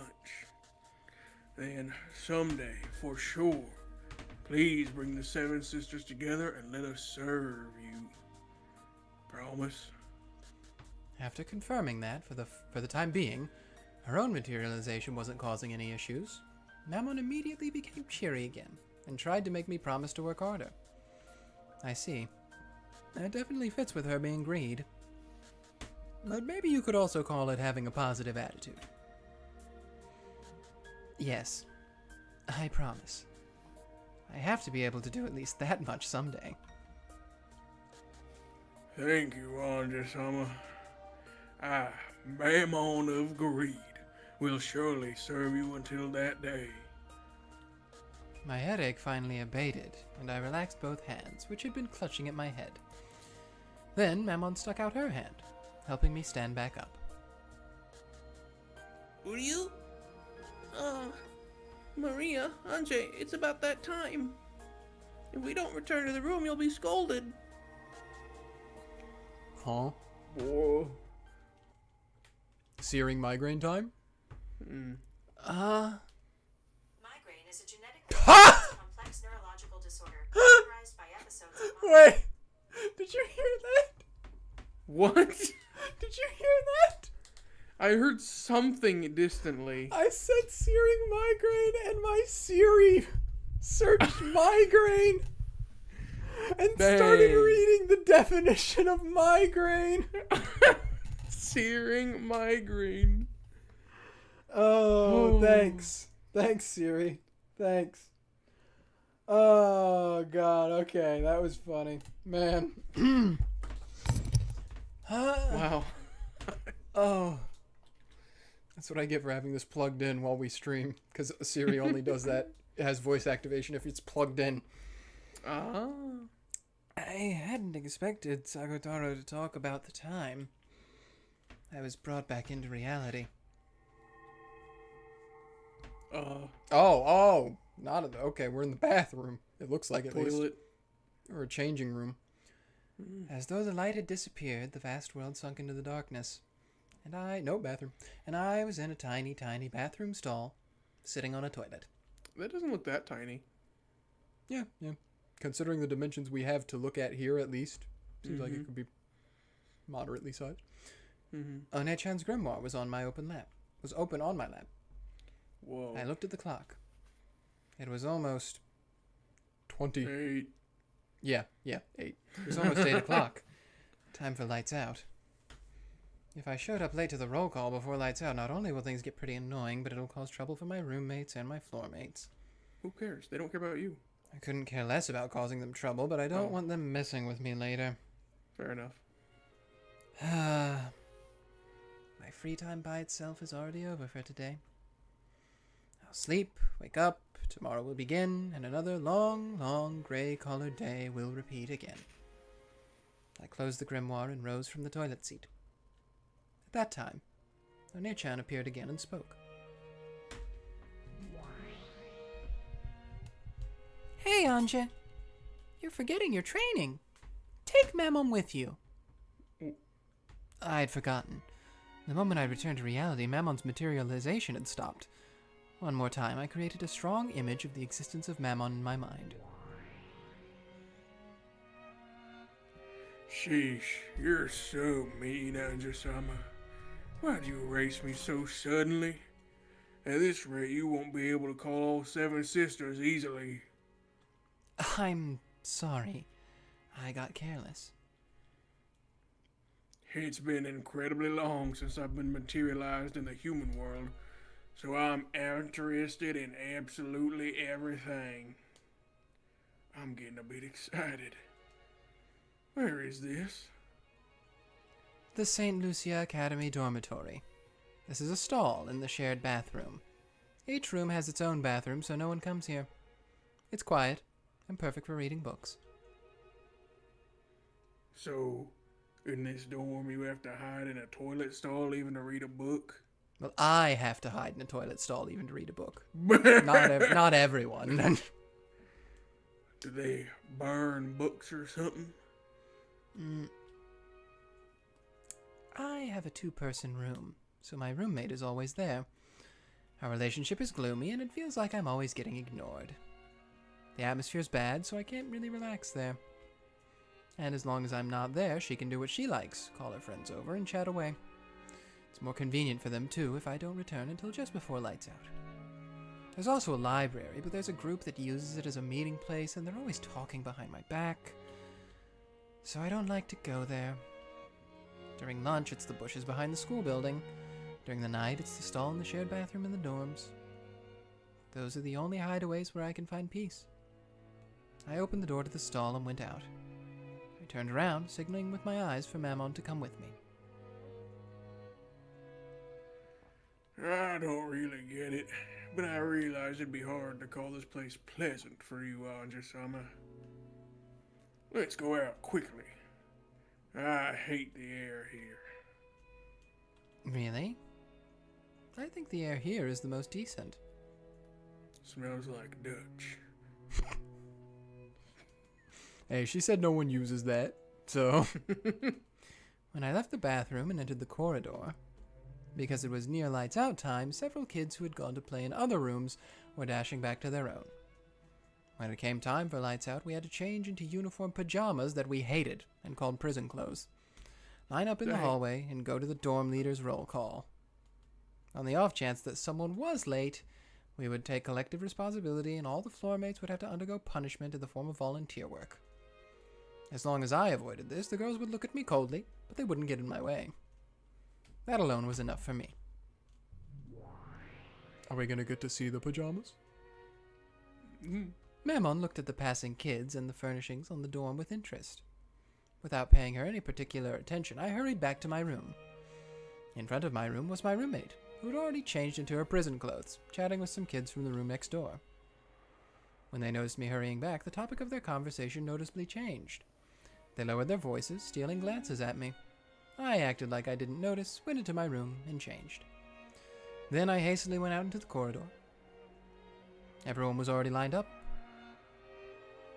Hey, this is weird. I thought this was a school for rich girls. It's like a prison. It's stupid. You think so too? That's what I think. And unlike prison, you don't get out early for good behavior. After bad-mouthing the place, I noticed something. Having someone to listen to your complaints feels surprisingly good. Dang. Fortunately, Mammon's form can only be seen by her summoner, me. So everyone just thinks I'm crazy and talking to the air. And but I mean, Lulu. yeah, they already think that anyway. So, and of course, there was no need to speak out loud for. Oh, okay, never mind. All I had to do was speak inside my mind, so no one could listen in. At least I'm safe inside my mind. Magic and the friends it creates Real. might actually not be so bad. Levi, you need to realize none of us are real. Oh, that would be crazy. That would. Yeah. Or are you real? You exist, Pertusit. All of these people are sheltered brats. Feels like they aren't even alive. Stop it. If you're seen by some chance, it'll be pretty bad, right? What? Humans without a fragment of hopes or dreams are like a lump of anti-magic. There's no way they'll be able to see me. You lower life forms can't even see. I like to imagine they just all can see her right now. Yeah. Are you okay being around so many humans with that magic-resisting toxin? I'm fine as long as you continue to make me materialize, Ange-sama. Although, since you'll probably have to keep concentrating to materialize me, there's a chance you'll neglect your daily life. Look, that girl you're sharing a room with is calling you, right? Huh? Oh, I got it. Ushiromiya-san, are you listening? About our weekly duties starting next week. She's probably trying to push a few more chores onto me. My roommate, who never even looked me in the eye normally, was smiling at me unpleasantly. But it'll be easier to have the weekly duty pushed onto me alone rather than doing it together with her. That's a small price to pay to have her continue to ignore me nonstop. Even so, with a completely shameless excuse, she sidestepped the issue for some reason and insisted on flipping the situation around as though I should have come forward and done it of my own initiative. One of the special traits of this academy is that it's full of girls who don't know how to ask a favor. That kid. She pisses me off. I'd love to just gouge her right in the forehead. Yeah, I hope you do. One of these days. Yeah. Having a friend nearby all the time to complain to makes me happier than I thought it would. It really was lively with all the 7 sisters gathered together.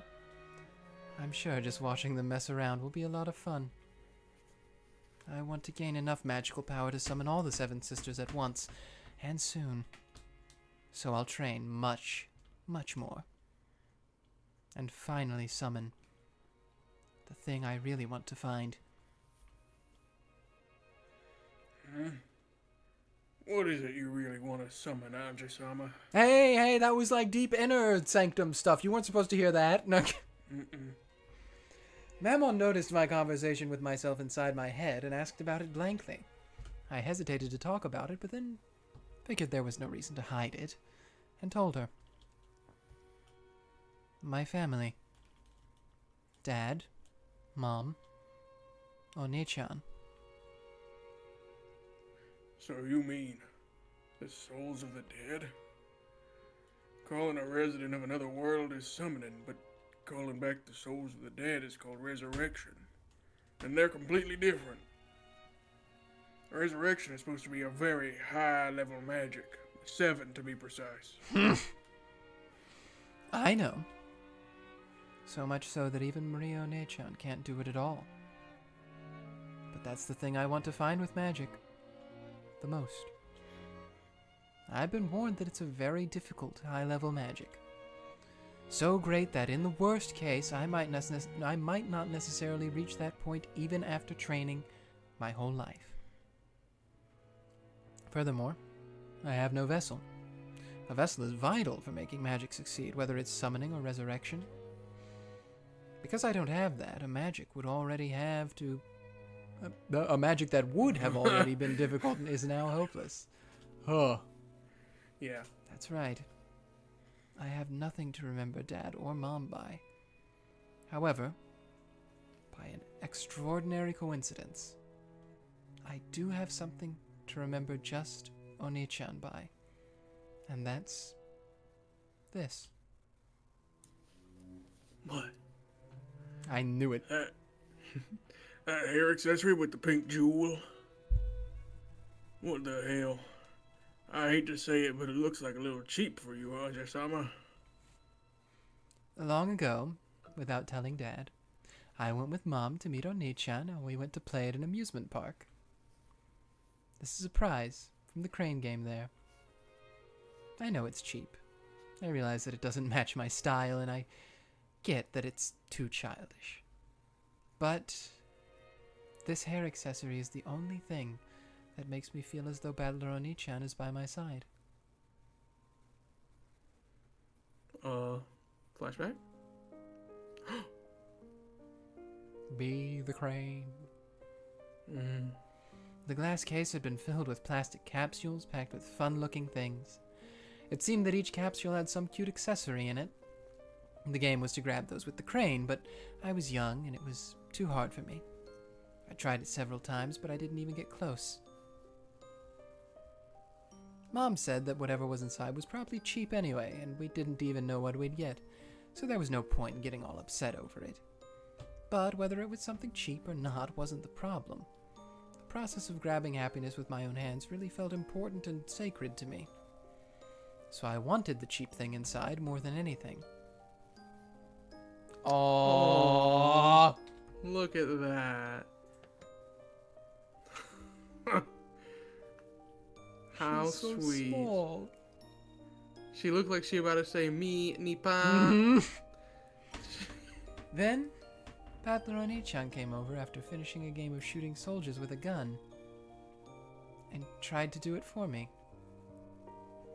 With his arms that were longer than mine, Oni-chan grasped the happiness that I couldn't reach. Oni-chan really was coordinated. It seems he often played with his friends at the arcades. After only 1 or 2 attempts, he grasped that thing on the other side of the glass with that crane that I hadn't even been able to touch, and threw it into the exit chute.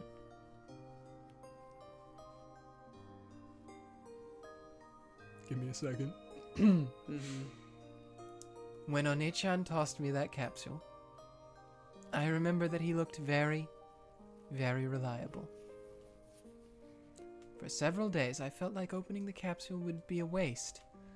Then, one day, I finally opened it up. And what revealed itself inside was this pink jeweled hair accessory. Since that day, it's been a symbol for Oni-chan.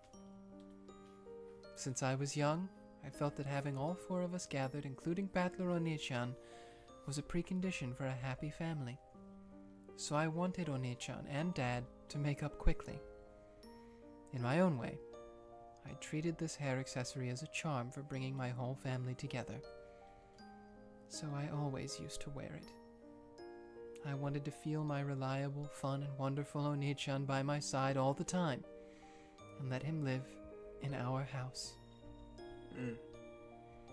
But my memories of Oni-chan are very distant. I can't do it as easily as Maria Oni-chan created Sakutaro from a lion stuffed animal. One day, I'll surely possess the high-level magic to revive the souls of the dead. And the only key, the only vessel that can make that successful is this. I see. I did feel an incredible magical power from that hair accessory. So that's what it was. Magical power? There's magical power in this thing Oni-chan gave me? Maybe I should say that it resides in you, Ange-sama. Your strong desire to call your brother gives you magical power. Resurrection certainly is a high-level magic, but there can be no mistake that you're steadily and unconsciously climbing the stairs towards it. I'm glad. It's nice to hear someone other than myself acknowledge that. Your own effort isn't something that you can observe by yourself. In that sense, even though these words came from a shady demon girl who controls one of the 7 deadly sins, they made me very happy. Well, I can't guarantee that you'll obtain the resurrection magic before your life is over. However, your power as a witch is proportional to the height of the mountain you dare to climb. If you don't lose heart, I'm sure you'll rival even our former master Beatrice as a great witch someday. I wonder if I can. I wonder if I can become a great witch and revive Oni-chan. No, my family. The Witch of Resurrection, Lady Ange. Yeah, wonderful. A Witch of Resurrection is a very rare kind of witch. Having a master like that would make me pretty proud. Actually, I'd love for that to happen, because furniture's worth is also proportional to the class of its master. Please pass Beatrice-sama up and become a peerless great witch. As a representative of the 7 Sisters of Purgatory, I'll support you from the bottom of my heart. Yeah.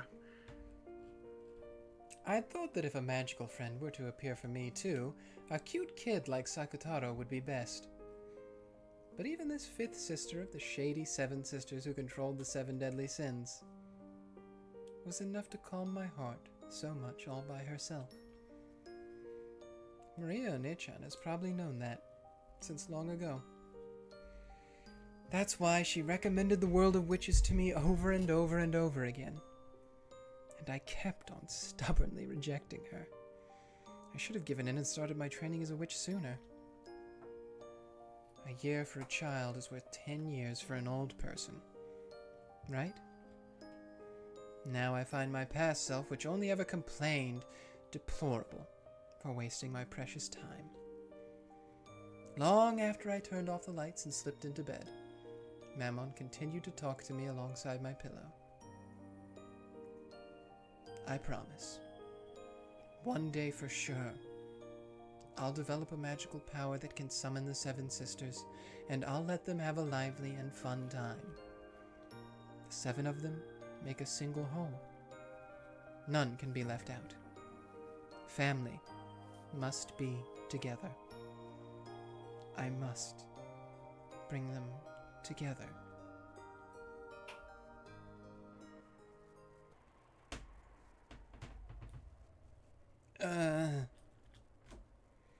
My awareness began to return slowly. Unable to stand watching Aunt Rosa and Maria One-chan's relationship, I ran away from Beato and One-chan's game. Didn't I? Oh, now we're back in the 1986 game board, jumping all over the place. Yep. I've got to go back. Got to go back, support One-chan, and quickly bring him back from this strange world of the witch's game. After all, so long as I'm here, I'm not allowed to call myself Ange. At that time, I felt someone's presence. When I turned around, I could see Memon there. Gretel-sama, Beatrice-sama said that if you do not return soon, it will become a hindrance to the progression of the game. I beg that you return swiftly. Thank you. I'll go back now. Isn't it great What is? that you were able to meet Battler Oni-chan? Is that sarcasm? Well, if that's how it sounds, feel free to call it that.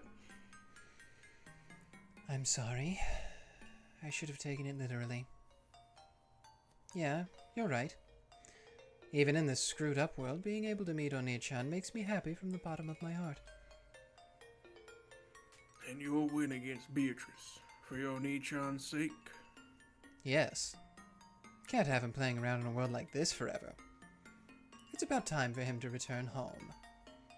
That's why I came to call him. Please do the best you can. Although I can't support you since my current master is Beatrice-sama. I know. Until October 5th, 1986, you are Beatrice's furniture. And eventually, you'll become my friend. But eventually, you'll throw that friend away. After all... Huh? Mammon moaned as if she'd bit her tongue, staggering as she clutched her chest. Apparently, the rules apply to people other than me as well. We're not allowed to talk about it? We're not allowed to talk about we're not allowed to tell the audience all the answers immediately. We get heart attacks if we do. Okay, got it. Are you okay? It's pretty painful. Excuse me, Gretel-sama. No. Thank you. I'm glad. Glad I was able to meet Oni-chan. That's my answer to your first question. Well, let's go back. If I grumble too much, you'll get in trouble with your current master. Yes. I'm glad you understand. Well then, Mammon? Huh? I'm sure Mammon was about to say, well then, this way. But then she stopped as though the film had been torn off at that point. It looked like she'd suddenly frozen. Oh, fishy aroma? Is it? Yes. I've started to learn it now. Yeah. That aroma It be looked fishy. like she's suddenly frozen. Then I noticed. She wasn't the only thing that had frozen. Even the air and the floating bits of dust had frozen in place in empty space. A world where it seemed even time had frozen. I'm gonna give us a hard cap of 9:55, by the way. Yeah, me too. Yes, There's something that I'm hoping we'll get to, and then we'll stop there. Is what I'm looking at. this looks like a portent that Bernkastel will appear. But the atmosphere was different somehow. Then I understood. It wasn't Bernkastel. It was the other witch. Oh, here we go. Here she is.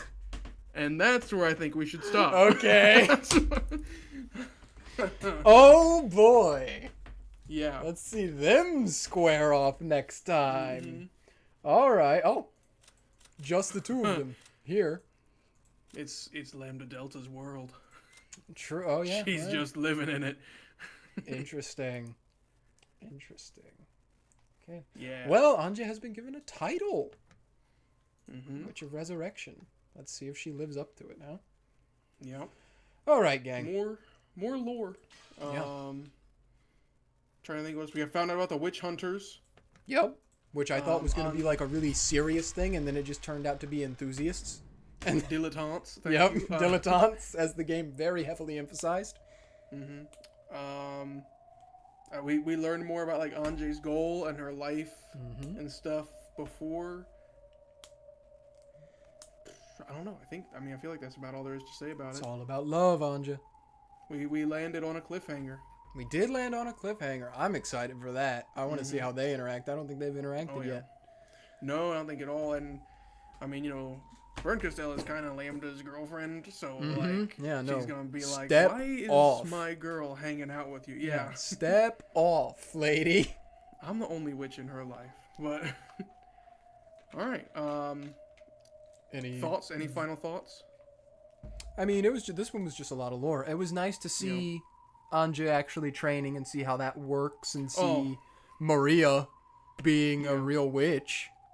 Gotta say, the picture with Ange and Battler was That was really very cute. sweet. That was a very Yeah. sweet picture. I like that a lot. All right. That'll probably be the next thumbnail. Well, any very quick rapid fire announcements before we go? Just the usual. Tomorrow, new Terranria episode. It's gonna be fire. I hope you guys love Tuesday. Terrence Park boots. Yeah, true. Terrence Park boots. Tuesday, I will stream the end of Digimon World Data Squad. Almost assuredly, although something really bad happened, but I can tell you about it later.